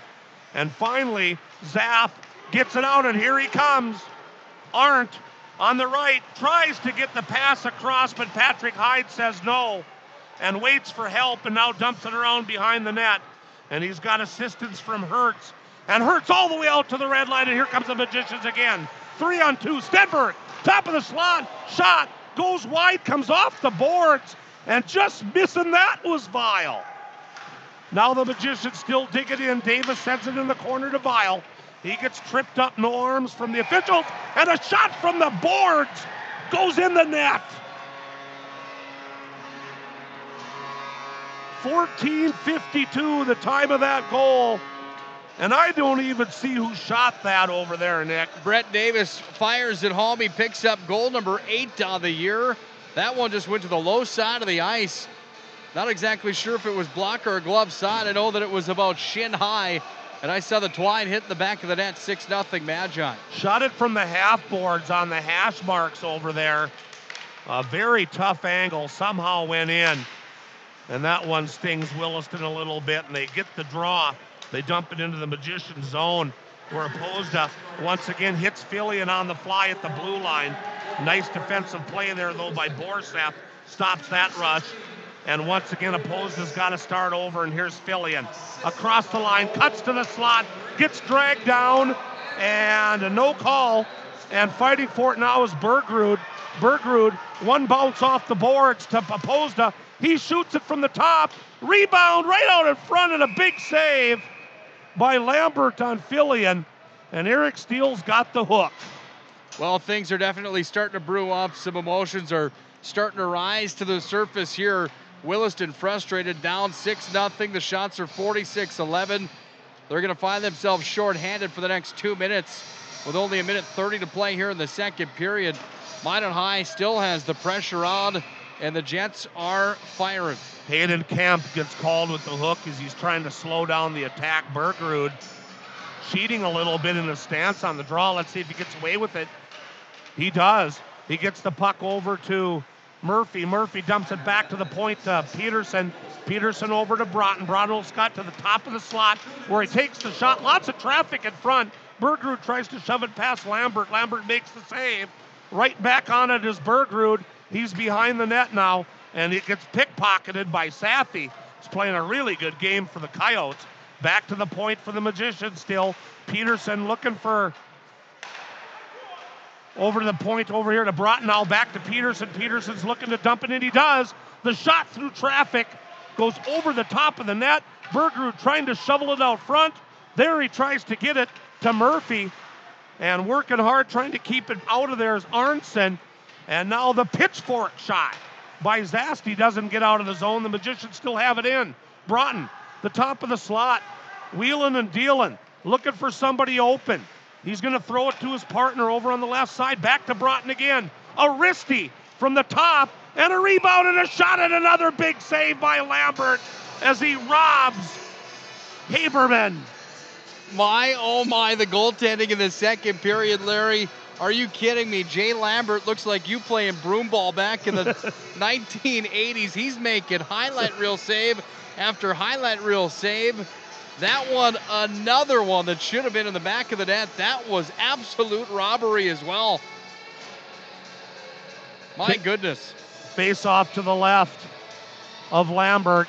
Once again, it's Davis trying to win it, but the Coyotes win it, but they throw it right to Hyde at the top of the slot, and that wrist shot finds the belly button of Lambert, and he hangs on with 20.6 seconds remaining here in a wild second period. Go in the time machine back to Williston Coyotes hockey days of Camden Hagenau, the goaltender that ended up playing for the Bismarck Bobcats. Hagenau was a goaltender that turned aside 65 shots against Bismarck High in the quarterfinals of the West Region Tournament in 2016. Here come the Magicians again. Poza tries to hit that quick pass to Weil. Goes all the way back into the Minot zone, and they'll probably just camp on it, and they do. And the horn sounds to end the second period with the Magicians with a 6-0 lead. Well, that was certainly entertaining. Thanks for the play-by-play. Welcome back to the saddle. Fantastic job. What a contest it is. It is a great one. 6-0 at the end of 2 periods played. Our Thrifty White Drug Intermission Report comes up next. We'll tell you how we got to this point in the contest tonight. The Magicians rolling. Deal, Haberman, Murphy, Opposda, Fillion, and Davis have all scored for the Magi tonight. We'll break it down when we return. This is Minot High Magicians Hockey. First International Bank and Trust employees are actively involved in helping our customers and communities grow. This is Kevin Vigestad from First International Bank and Trust, member FDIC, equal housing lender. Whether it's coaching a Little League team, leading through involvement with nonprofit organizations, or a proud Beaver booster, know that all of us at First International Bank and Trust are committed to giving back to the places where we live and work. Systems go for lunch. Frequent supper time's a crunch. T-minus now, it's time for Planet Pizza. With lots of space for fun, there's room for everyone. Don't be an alien to Planet Pizza. Space for fun. Planet Pizza. Planet Pizza. Hi, my name is Marshall Knop. I'm the manager of the UPS store here in Minot. It's time to make sure your holiday gifts arrive on time and unbroken. It's why at the UPS store we offer our pack and ship guarantee. We can pack, ship, insure your item, and get it there on time. 100% guaranteed. If anything were to happen, you're covered, and so is your package. So ship away for the holiday. For the finest in packing and shipping, the UPS store. We're at 1940 South Broadway or online at theupsstore.com. Hello, I'm Steve Funningsland, consumer lender at First Western Bank and Trust and sports enthusiast. Employees at First Western know the importance of teamwork in their day-to-day banking duties to best serve the community. I know the Minot and surrounding area high school and college athletic teams know the importance of teamwork as well. We want to wish all local teams good luck in their athletic endeavors this year. Stay safe on the courts, on the fields, on the rinks, and in the gyms. We look forward to watching you succeed. With familiar faces you know, who know you by name, First Western Bank and Trust, you can bank on us, member FDIC, equal housing lender. ProStyleProduction.com. This presentation on the Pro Style Production Broadcast Network has been made possible by IMM, Minot's Finest Collision Center, Premier Chiropractic, Ralph's Plumbing and Heating, Souris Valley Dental, Qdoba Mexican Grill, Thrifty White Drug, Duffy's Hockey and Sports, Buffalo Wild Wings, Pimento Orthodontics, Bremer Bank, Minot Hockey Boosters, the UPS Store, Planet Pizza, First International Bank and Trust, Tecta America Dakotas, Elevation, First Western Bank and Trust, and Pro Style Production DJ Services. Stay up to date with the Pro Style Production Broadcast Network at ProStyleProduction.com. It's time for the Thrifty White Drug Intermission Report. Thrifty White Drug, where your healthy outcomes are our priority. Now for the stats, analysis, recap, and everything else Magi hockey. Here's Nick Hulberg. Well, the Magi up 6-0 at the end of 34 minutes with 17 more to go. Here on the Williston Coyotes, this is Minot High Magicians Hockey. Huge thanks to all those sponsors that make Magi Hockey possible on senior night here tonight and each and every night. Nick Hulberg with Larry McFall.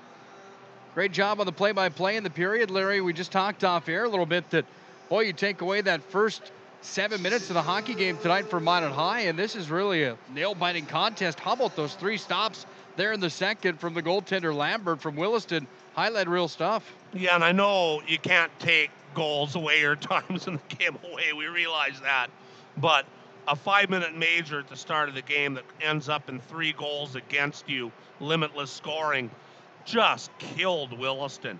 And for them to, since then, be down 3-0 with the shots as one-sided as it is, I think those boys are playing a great game.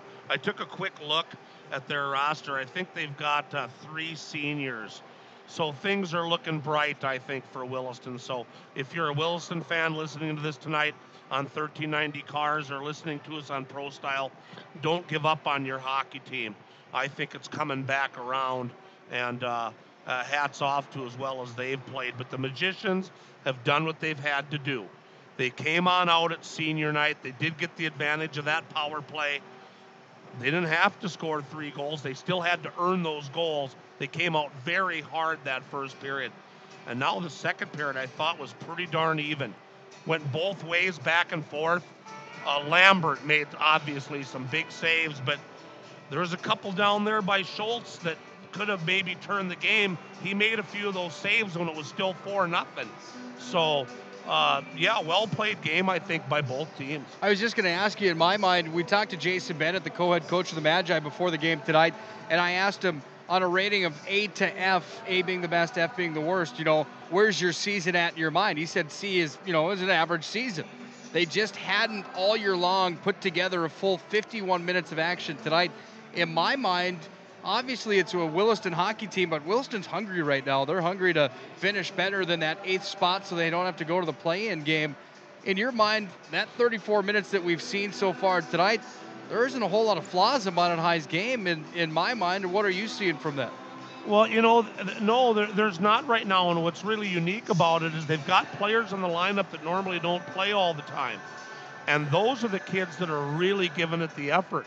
You can tell that they are happy they got the opportunity, and they're taking a good advantage of it. So, the Minot High is executing right now pretty well. The defense is playing very well in their own zone, protecting Schultz in front of the net. And, I think right now is the time you start building to the regionals. And obviously, I feel both of these teams are building for that moment right now, too. Williston can't hang their head at all, I don't think, in this performance. And now as a Coyote, you have to try to get a goal to shut down the running clock in the third period. Because the rules are, if it's a 6-goal lead in the third period, the clock doesn't stop. As a player, you just hate that. They took you to running time. You just can't stand it. You want to get a goal, take that running time back off, and that is a minor victory in itself right there.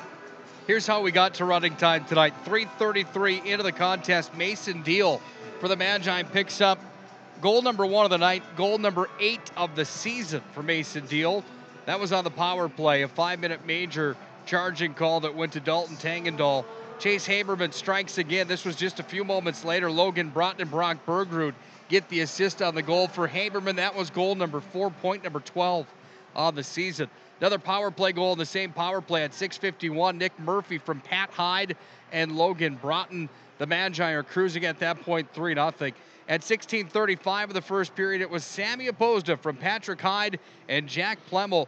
Pat Hyde, 2 points tonight on the assist side of things. Logan Broughton, the same thing. We actually changed that Logan Broughton assist to a Pat Hyde assist, so it's Pat Hyde with 2 assists tonight, Logan Broughton with 2 assists tonight as well.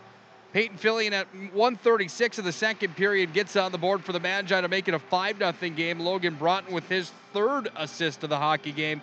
Zach Peterson also got credit with that one. A wrist shot came from the point from Peterson. Broughton touched it first, then Peyton Fillion tipped it in. Minot High leads 5-0 at that point. Then at 14:52, it's Brett Davis from Jake Weil and Kyler Stenberg.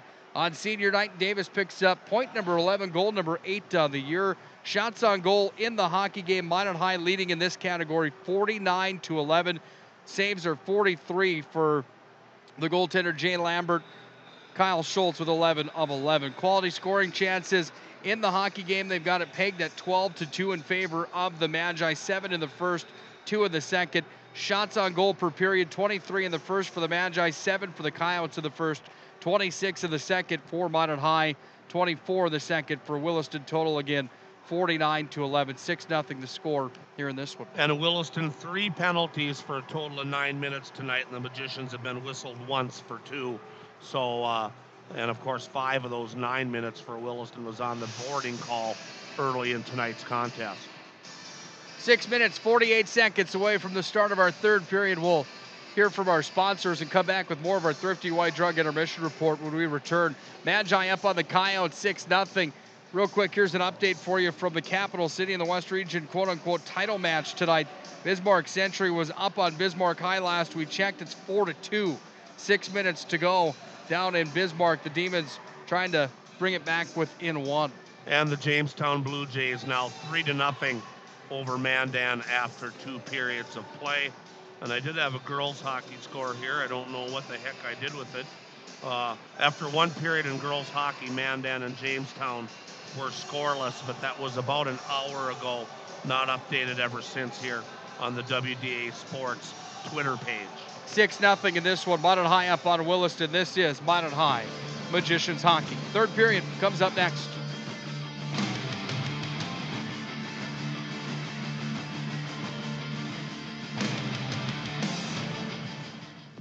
Listen, your wedding day is the biggest day of your life. That's why you need to talk with Nick Hulberg from Pro Style Production DJ Services. The experience, the voice, the setup, you won't be disappointed. 15 years of big arena hosting, announcing, and DJing speaks for itself. PSP DJ Services also handles premier events, reunions, or parties. Call 833-1007 or visit ProStyleProduction.com to book now. PSP DJ Services. Make your event Pro Style. At Premier Chiropractic, we are dedicated to achieving the best results possible for our patients through the most cutting-edge advances in natural healthcare today. Improving movement, function, and health, improving life. Call to schedule your appointment today.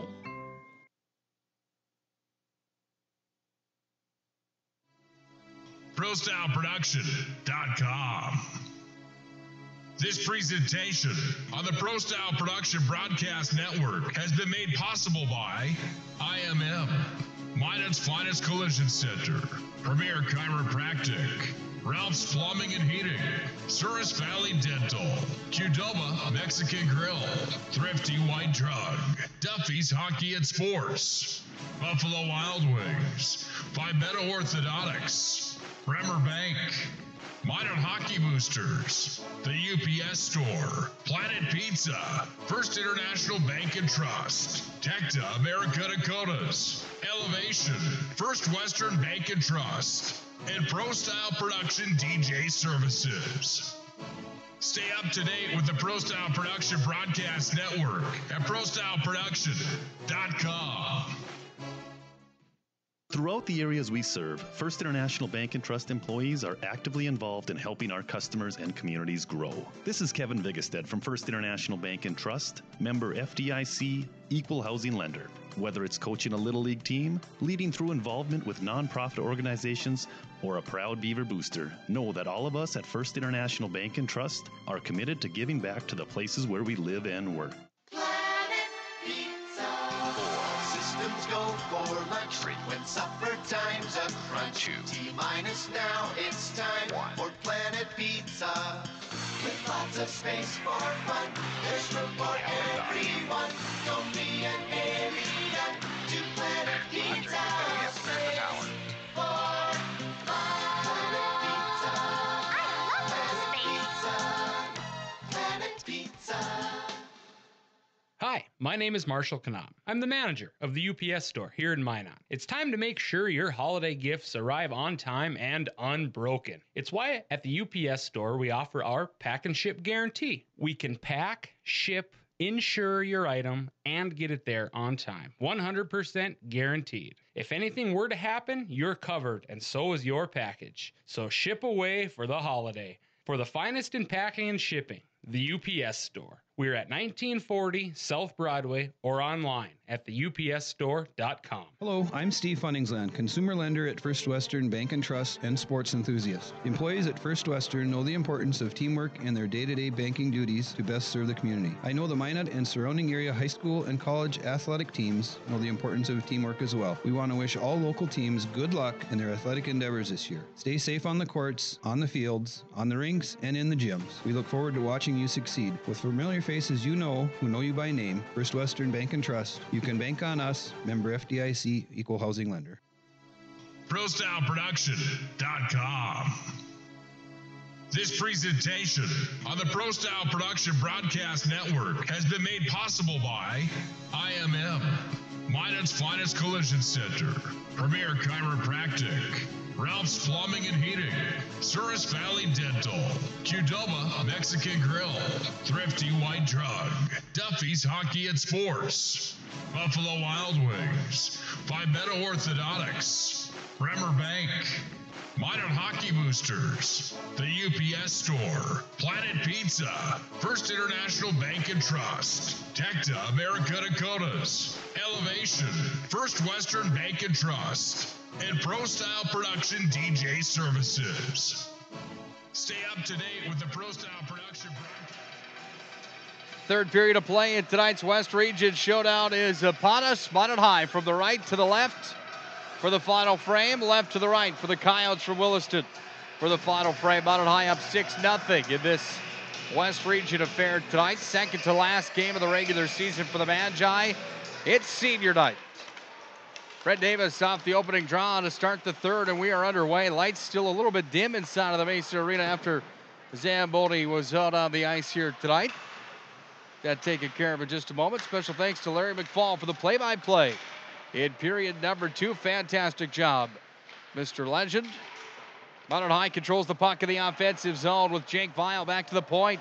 Trying to feed it up to Peterson. Now it's going to come back away over to Peterson on the near side. Back over to Broughton far wing. And now the Magi with control. And Broughton spinning back into his own territory to Peterson. Shuffled back across over to Brent Davis. To Davis with a backhander. Got it up to Stenberg. Stenberg down to Davis. Offensive zone right. Circle a drive. Oh, kicked out. Another pad save. Jay Lambert makes another stop. Didn't get credit on the board. Should be a stop to be made there. The lights come all the way on. 55 seconds into the third. It's ruled to be a high stick over there to the right of Lambert, and that will be, I believe, where the face-off will be held. Clock is running, as we said, with the 6-goal deficit. It's actually Jamison Burrug that's now in goal for Williston. Oh, excuse me. I did not see that, Nick. That was my fault. I said that it was Lambert. That was my fault. All the way down, Vervig. Jamison Vervig is the name. Here's Sam Opposda controlling the puck, throws it out to center to Nick Murphy. Puck rolls back in front of Vervig. It is Vervig, I believe, with a B, not a V. It's spelled wrong on the score sheet, I do believe. Jamison Vervig playing in 5 games on the year, 78% save percentage and a .529 goals against average. It is Vervig. It's spelled wrong on the Rink Rider page. Schultz glove side. Puck lays at the top of the circle. It's hammered back in behind the net. Here are the Magi. Pat Hyde coughed up a muffin. Dead giveaway. Comes right to the tape. There of number 11 on the other side. That's Charlie Johnson. And Johnson stops the run time. Boy, that one thrown up the nose zone, and it's a 6-1 game. Yeah, that'll come at 2:07. And that was basically a look what I found there by Charlie Johnson. Thrown right onto the tape at the hash marks in the slot. And he fires it over a very surprised Schultz 5-hole. And as Nick said, stops the clock now again with it 6-1. Nice year for Charlie Johnson. 10th goal of the season. Point number 18 for the Coyotes. Offensive zone, here's Chase Haberman. Down to the offensive zone. He's going to have it on the near side wing. Jack Plemmel trying to pinch in. Peterson holds his own. Peterson centering feed. Here's Copa drive. Sent it just wide. 14:30 to play here in this third period. 6-1. Minot High with the lead as the puck rolls down the length of the ice. Logan Broughton on the retrieve. And now a stop in the play here. A tripping will be called. And Peterson going to the box as Gar McCrimmon caught him for a 2-minute tripping call. Happened behind the play. And the Magicians now will be shorthanded. That penalty comes at 2:36 here, period number 3. If you're just joining us, the Magicians with 3 goals on a 5-minute major at the start of the game have rode that to a 6-1 lead here with 14:24 remaining in the third period. Jake Violet on the draw. Won by the Coyotes and back to the point. It's handled by Hayden Kemp. Kemp handles again. Kemp is going to try to feed it across to the far sideline. That's Braden Zast. And Zast upended there by Stenberg. Now it's Vile that has it. And Vile, like a UFO, fires this one all the way down into the glove. What is the goaltender doing? That one came right from Burvig into the glove, out of the glove, right to Stenberg. And Stenberg took it down to the corner. Almost a deadly turnover there for the Coyote net keeper who had it in his possession. Minute 28 remains on the call to Peterson, the tripping call. The Coyote power play works it up the ice, comes to Opposda. Opposda away to the near side wing. He dumps it in. Burvig's out to play it. Burvig behind the net. Leaves it there, and it's going to be taken and picked up by Hayden Kemp again. And Kemp goes away to the far side wall where it's dropped back onto the tape for Dalton Tangendal. Tangendal up through center ice, over the red line, down the Minot High blue line. Pat Hyde trying to line him up. Tangendal takes it down underneath the goal stripe. Working on Gretzky's office, back to the point it comes. Trying to clear the zone for the Magi is Mason Deal, he does. Deal scored the first goal of the game tonight, just about 3.5 into the contest. 3:33 to be exact. That was Deal picking up point number 14 on the season tonight, goal number 8. He handles in the offensive zone now, shorthanded for the next 30 seconds. But it's the Coyotes with possession of Braden Zast in over the line, offside. Jorsted's got to wait. He's got to hold up on this near side, and he doesn't, and he's offside. You asked, you said, what's the goalie doing? Well, you know very well. You and I have been in the same situation Burvig's in. You come in cold, and all of a sudden you get that first dump-in shot, and you don't quite know what to do with it. He almost got himself in trouble, but he survived. Minot High ices it down here with 18 seconds remaining on their penalty kill. And for the first time tonight, I realized that the Minot High Magician coaches have their matching Adidas track jackets on tonight. Haven't seen that in quite some time. They look really good. State's best dressed coaching staff in attendance. Minot High's full strength. Broughton throws that one up the nose zone, goes right into traffic there of Braden Borseth. The Borseth can't control as it comes back into the Coyote possession on the near side wing here for Denver Sheets. Minot High is going to need to look to put the foot back onto the gas pedal and see if they can close one out here tonight on senior night. Shots are 50-12 in the hockey game, and your natural reaction when you're up by 6 heading into the final frame is to probably take it a bit easy. Underneath the net, Peyton Philly, and he scored tonight trying to work it back up. Puck's going to roll all the way in. Schultz will glove this one. He'll drop it next to the net, 2 feet to the left. And it's going to be picked up here by Patrick Hyde, and Hyde works it to center to Jack Plemmel. Into the offensive zone it comes. Back behind the Coyote net. Around to the far side wing. It's going to be pushed to center ice here by Tangendal. Tangendal's going to weave through Minot High traffic. Tangendal back over to Bergerud, and Bergerud's got it. Bergerud throws it up through neutral, and then it rolls into the offensive zone. Coyotes have the puck back in their D end, where it's going to be taken away by Fillion. Trying to go centering feed back over to Bergerud. Fillion gets it back. We're down to 11:10 to play here in the third. Minot High up 6-1, drive save. Bergerud in front of the net. That one like an axe. He whacks at it, and it's 7-1. Oh, you know, Bergerud's not celebrating much, but he's loving that as he puts that one in. Oh, now they started the clock on me before I could figure out. Let's call it 6:01, the time of the goal here. Bergrud hammers it home in the slot on the rebound.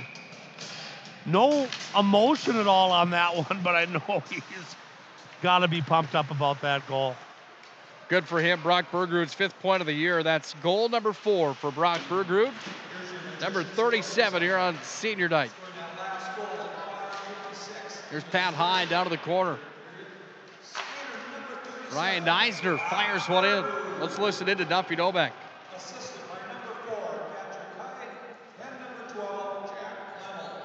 Nice to see Neisner finally getting a varsity game here as a senior wearing number 9. Didn't get all of that one as he took a shot at it from the hash marks. Glove save down there by Bervik. Boy, Pat Hyde's had a night tonight, hasn't he? Yeah, he's all over the place on defense. Another point for Pat Hyde. I believe that's point number 4 for Hyde here tonight. 3 or 4 pucks at the length of the ice by the Coyotes, no icing. Hyde's 3rd assist tonight. Hyde coughs it up in front of his own net, a drive, and a goal. You just don't see that very often from Pat Hyde. He just coughed up the second muffin right in front, and taking it from Hyde was 13, Chris Sathey, and Sathey fires it home at 7-2. I think Zast might also get an assist on that one, but yeah, just a bang-bang play once they stole it from Schultz's right at the dot. That is the second giveaway by Hyde that results in a 5-foot point-blank shot. And once again, the Coyotes cancel the running time. Pat Hyde, arguably best defenseman in the West region coming into the season. Here in his senior campaign. Still a 5-goal lead for the Magi with 9 minutes on the dot to play here in the 3rd. Puck comes back in behind the Williston net, back up to the point. Now Peterson handles. Yeah, Zast did get the assist. He's the one that stole it from Hyde, and he centered it to Saf. Saf gets the goal, number 13. At the point, Peterson sends it towards the net. Haberman puts it onto his backhand, makes a fancy move, and it's 8-2. That puck just came sliding in from the point right into the slot area. And Haberman just happened to be there, gets it on a stick about 3 feet in front of the crease, makes a little move and tucks it in past Bervik, who I don't think is even close to warmed up yet. And the clock continues to run with 8:12 remaining in regulation play.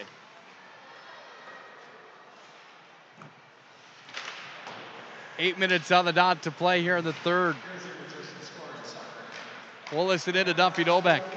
Meanwhile, the other way for Sathey, brings it down, left to Scholes on the blocker's side. Puck comes away to Opposda. Now Opposda hits the brakes, turns away from a check, and then frees it over to Logan Broughton. Buffalo Wild Wings postgame show comes up next. Zach Peterson with an assist on that goal, number 6. Good for him. Another point for Peterson tonight. Back up to the point. Logan Broughton fanned on the wrist shot. Taken here by the Coyotes, and they go back up to center ice, and again it's Sathey with it. Sathey walks in on Opposda. Comes back away now onto the tape here for Pat Hyde. Jake Vial instead. Back over to Stenberg. Stenberg sends it back in behind the net. Brett Davis shoveled it around to the near wing. 7:05 to play in the 3rd.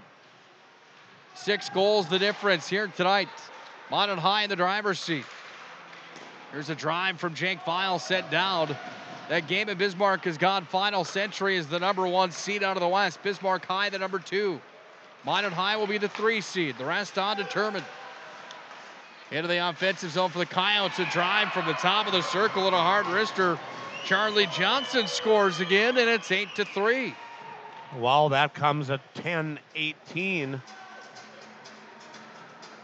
And it looked like just a light wrister from the top of the circle. It finds its way home past Schultz. Williston just doesn't want that clock to run. They're doing a good job of canceling that 6-goal lead. As I said before the period started, there's some pride involved, and they're not going to quit. Buffalo Wild Wings postgame show comes up next. Asian Zing Wings. Charlie Johnson with the goal, number 11. Zast with an assist. 11 from 7. Zast having a big night tonight. Buffalo Wild Wings, those Wings are going to have to wait, Larry. 6 minutes, 19 seconds left here in the third. Shots are 53-14. Minot High with the lead tonight. They lead the contest 8-3 as well. 11 saves on the night for Schultz on 14 shots. Puck comes back up to center ice. Peterson handles here. Heavier workload on the other side for Jane Lambert. His night came to a close after the second period after Lambert stopped 43 of 49. Yeah, it was unbelievable. What an effort by him. And Schultz had 2 goals thrown onto Williston sticks point blank, and there's a goal. Hunter Cope puts it back to run time as he goes to the 5-hole. And the Magicians lead 9-3. And Burvig's wondering, why did I have to go in the game? Sometimes as a backup goalie, it's tough. You go on in there, starting goalie's been standing on his head, but you're getting beat by 6, so they put you in. And sometimes it's just not easy to go in there and get up to the level that the starting goalie was at. Goaltender is such a tough position. Unique role that they play. Icing on the Magi, 5:10 to play here in the third. Well, I normally write all these down nice and orderly on my sheet, and now it is officially a total mess. Well, I've only got 15 spots for goals on my score sheet, and I skipped a line to justify the periods. Yeah, I've only got 15 as well, but I stopped writing them in. It's 9-3 Minot High. Hopefully we don't run out of room. Because, folks, you can go to rinkwriter.com and you can get the whole score sheet here at the end of the game. All you got to do is go to www.rinkwriter.com, click on the Minot game. You got yourself your score sheet. Nick Murphy has to come back to center ice and regroup as the Magicians were almost offsides. Now Bergrud, who's got a goal tonight, carries it into the offensive zone. Pinned up on the far side wing. Bergrud out with it. Bergrud centering slot. Takes it to his forehand, then the backhand. Now Bergrud walks up. Bergrud still has it. Turns one up. He sent it wide. Puck comes all the way down the length of the ice. Schultz was out of the net to play it. Let this one go down to the corner where it's going to be picked up here by Logan Broughton. And Broughton's going to move it up to center ice. Here's Bryce Borkus into the game. Borkus turns it towards the net, fired it on. And the glove save was made. Bryce Borkus looking for his first varsity point. Down the length of the ice, Schultz glove side. 3:40 to play here in the third. Centering feed, a drive comes in. Schultz with the glove. Gobbles it up, 3:35 ticks away. Well, the Magicians, a good performance tonight. They jumped on this thing right away, and they've never let the foot off the pedal. 3:23 remains, clock's running, 9-3 Magicians face off to the right of their 10D Schultz. Stars of the game tonight brought to you by Minot's Finest Collision Center. Larry, you've got the duties of picking who those guys are tonight. Good luck. Boy, thank you, Nick. Offsides on the Magi. We'll make it pretty easy. I think that there's clear-cut. One of the stars of the game tonight had to be the goaltender, Jane Lambert for Williston. He made 3 of the best saves I've seen all season in North Dakota high school hockey. Yeah, there was a couple there in the second period where he was definitely doing his best Hasek impersonation. 2:40 to play here in the third. Opposed dumps this one back in behind the net. Opposed going to get it back at center ice. Blake Nelson frees it. Here's Neisner. Neisner's in. Turns it towards the net. And a stick save is made by the goaltender, Burvik. Back to Opposed, the offensive zone for the Coyotes. Neisner lost the handle on that one over to Brandon Zast. Braden Zast, that is. Here come the Magi back in. Nelson. Nelson turns it towards the net underneath the pad, and the stop is made by Burvik. Bervik held his ground there, went down on his pillows right on the shot. Wasn't quite sure that he had it underneath there, but he made sure he didn't move until he heard the whistle. We've got 1:51 and the clock's running as the faceoff will come to the right of Jamison Bervik. 57-15 are the shots on goal tonight. Stenberg tries to add to that, fires it out in front of the net. Puck taken by the Coyotes, and they cross over neutral with it. This is Charlie Johnson. Johnson walks in, fires at a glove save. Schultz drops that one down. The puck taken by the Magi and Patrick Hyde. Vial back up to center, now to Jack Plemmel, who dumps it in. Plemmel back behind the offensive net, over to Stenberg. Stenberg down low, brings it back over to Jake Vial up at the point. Pat Hyde walks with it. Hyde whistles it in, look out. That was a headhunt, went off of Plemmel's mask. Comes back to Vial. He had a yawning goal mouth, and it's 10-3. Vial scored from the half wall on the hash marks. He's been so snake bit. And we'll call that one 16 minutes, and Vial takes a swing at it and knocks it home. That kind of looked like your 7-iron approach shot to a green. Yeah, except he was much more spot on than where I usually land my approach shot to the green. And yours would still be going on the other side of the green while Vial's went in the net. That's exactly right. 35 seconds to play in the third. Senior night's a good one tonight for the Magi. They're going to win 10-3. Well, are they? Cake and cookies for everybody.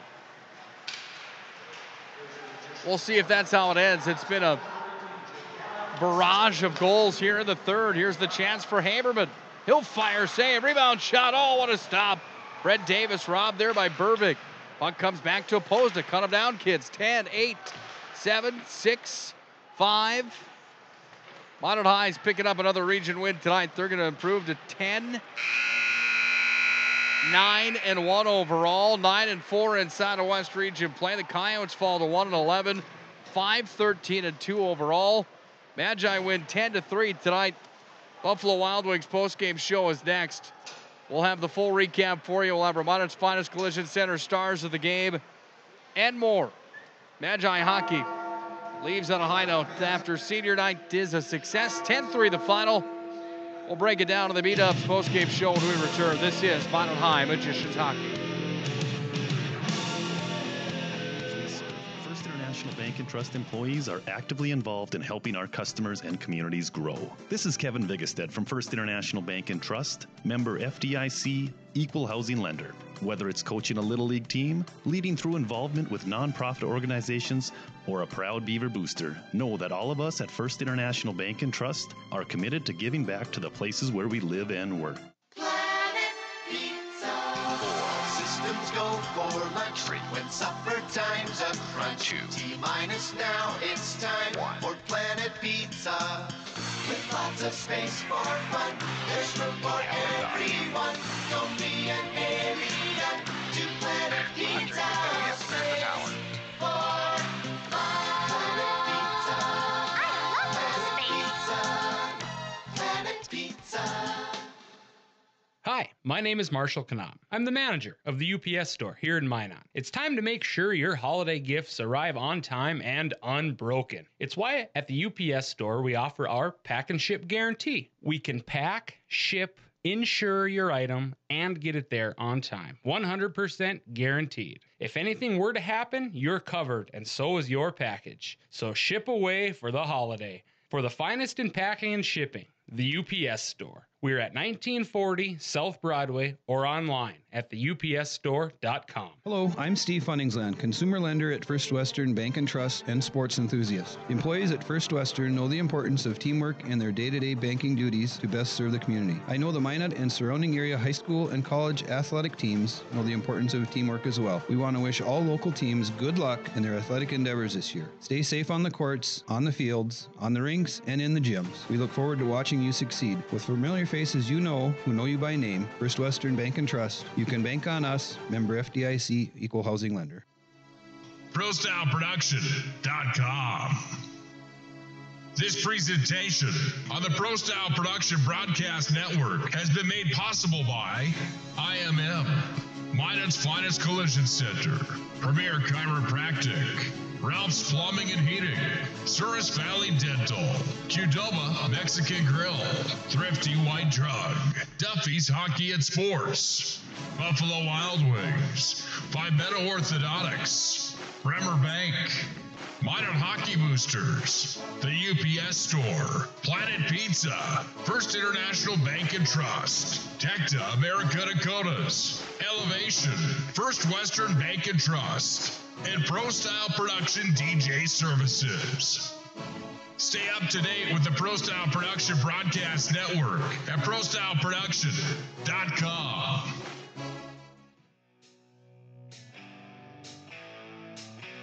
It's time for the Buffalo Wild Wings postgame show with the recap, stats, analysis, coaches' thoughts, Minot's finest collision center stars of the game, and all the wing sauce you can handle.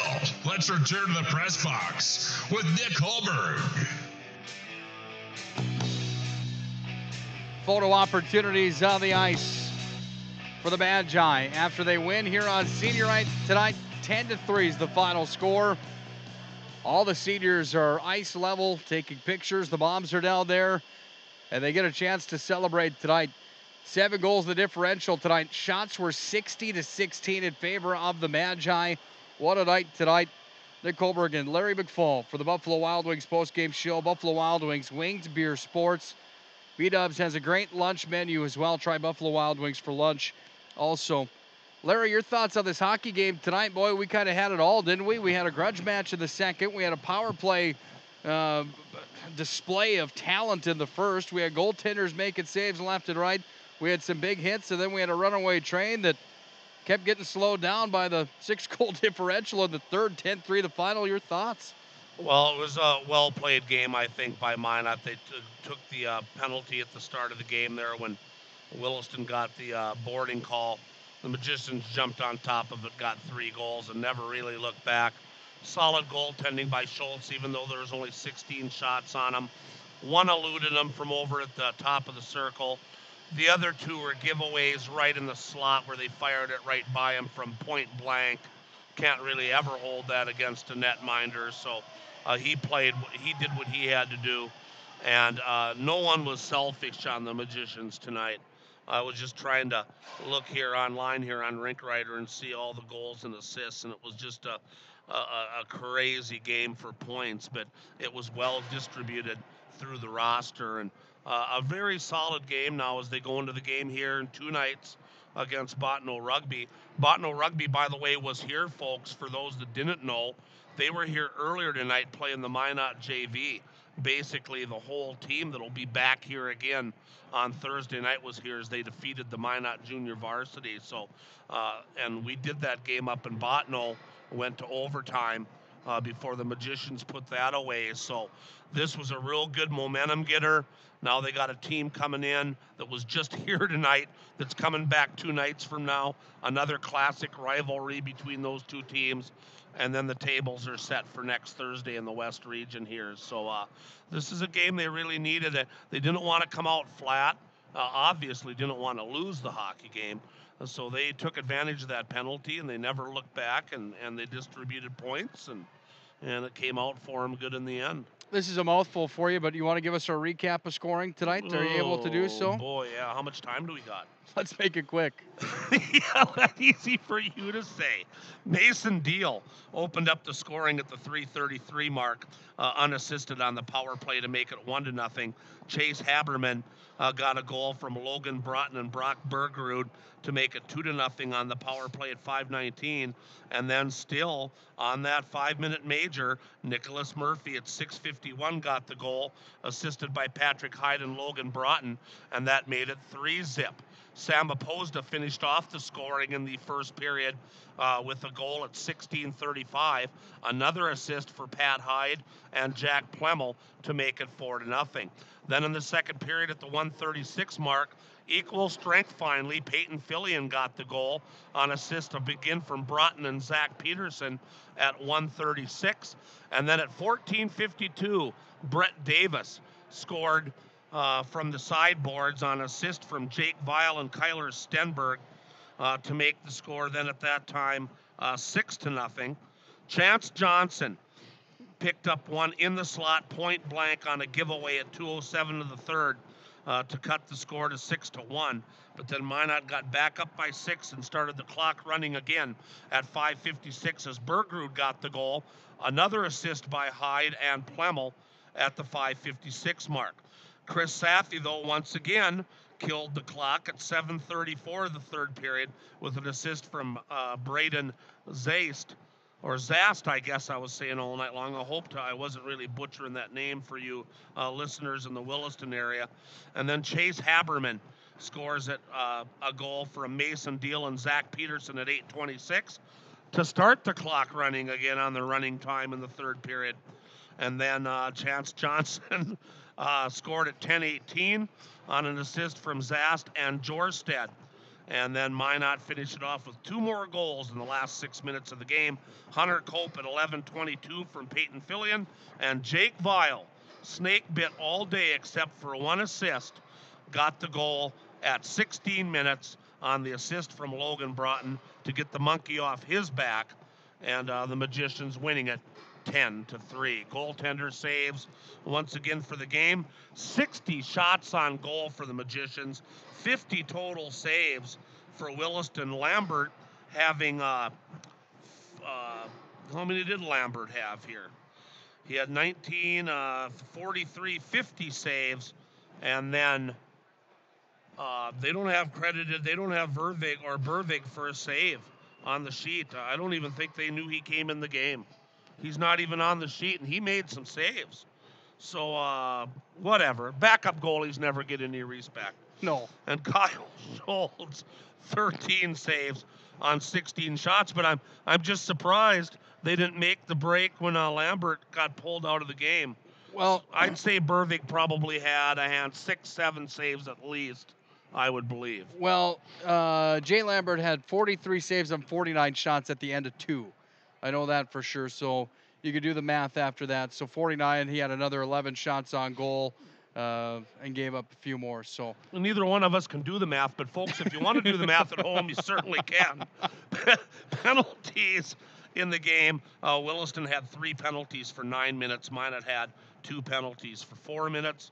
And once again, the final score is Minot High 10 and Williston 3. It's time for the Minot's Finest Collision Center Stars of the Game. Minot's Finest Collision Center. We are Minot's Finest.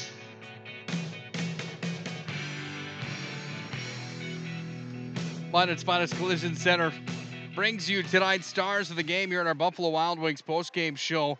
And how do you even choose on a night like tonight? Shots were 60-16, 76 shots on goal. Minot High gets 10 of them. To find the way to the back of the net. The Coyotes end up with 3. We will tell you that Minot's Finest Collision Center ensures proper procedures are followed to repair your vehicle so that safety features are maintained to keep you and your family safe. More than an auto body repair shop, we are Minot's Finest. 839-0989. Larry, I know you're jotting down and trying to track stuff down here tonight, but... Well, I've made my decision. Let's hear it. The number 3 star is Lambert for Williston in the net. He's going to be laying in bed tonight, just making skate saves and stick saves and glove saves in his sleep because he won't be able to settle down after that one. It was an outstanding performance, I think, for that netminder. It was an assist kind of night. I'm going to go with Pat Hyde, 3 assists and some stellar defensive play. I'm going to give him the number 2 star tonight. And with 4 assists, Logan Broughton, the senior, all over the place out on the ice. 4 assists. I don't think Logan scored, and neither did Patrick Hyde. Hyde 4 assists, if I'm looking at this right. Peyton Fillion, a goal and an assist. Vile, a goal and an assist. Chase Haberman scored twice, so he was actually the leading scorer for the Magicians. But I'll stick with Broughton at number 1, Hyde at number 2, Lambert in the net for Williston number 3, and I'll give Chase Haberman the honorable mention with his 2 goals tonight for the Magicians. Minot High wins 10-3 tonight over the Coyotes from Williston. They're back on home ice against Botno Rugby Thursday night, 7:10 for the Planet Pizza pregame show. Larry and I will have the call for you on 1390 KRRZ and, of course, at ProStyleProduction.com. Closing thoughts on this one tonight. Senior night's a successful night for the Magi. They locked in the number 3 seed last Saturday, and they continue to gain steam as they head towards region tournament time. Yeah, they've scored a lot of goals the last few games. They've beat teams that everyone knows they should beat, and they've beat them well. I mean, the big win in Dickinson Saturday, a pretty good score down in Mandan, and now this one here tonight with Botno still coming to the house Thursday night. The Magicians right now, I think, have what all those teams need. They're finally building some confidence. They've got some momentum going, and they're just like any other team heading into the West region. You got to play well those 3 days if you want to make it to the state tournament, and I think the Magicians have proven that they're ready for that. Larry, sure appreciate your time tonight. Great job on the color commentary. Great job with the play-by-play as well. We sure appreciate you for doing what you do. Same to you as well, Nick. For Mr. Larry McFall and Jason Bennett for joining us tonight, I'm Nick Hulberg signing off from the Pepsi Rank here at Mesa Arena. The Magi roll to a 10-3 win tonight. They close out the regular season this Thursday against Botno. Planet Pizza pregame show at 7:10 on Thursday night. Until then, good night and God bless. ProStyleProduction.com. This presentation on the Pro Style Production Broadcast Network has been made possible by IMM, Minot's Finest Collision Center, Premier Chiropractic, Ralph's Plumbing and Heating, Souris Valley Dental, Qdoba Mexican Grill, Thrifty White Drug, Duffy's Hockey and Sports, Buffalo Wild Wings, Pimento Orthodontics, Bremer Bank, Minot Hockey Boosters, the UPS Store, Planet Pizza, First International Bank and Trust, Tecta America Dakotas, Elevation, First Western Bank and Trust, and Pro Style Production DJ Services. Stay up to date with the Pro Style Production Broadcast Network at ProStyleProduction.com.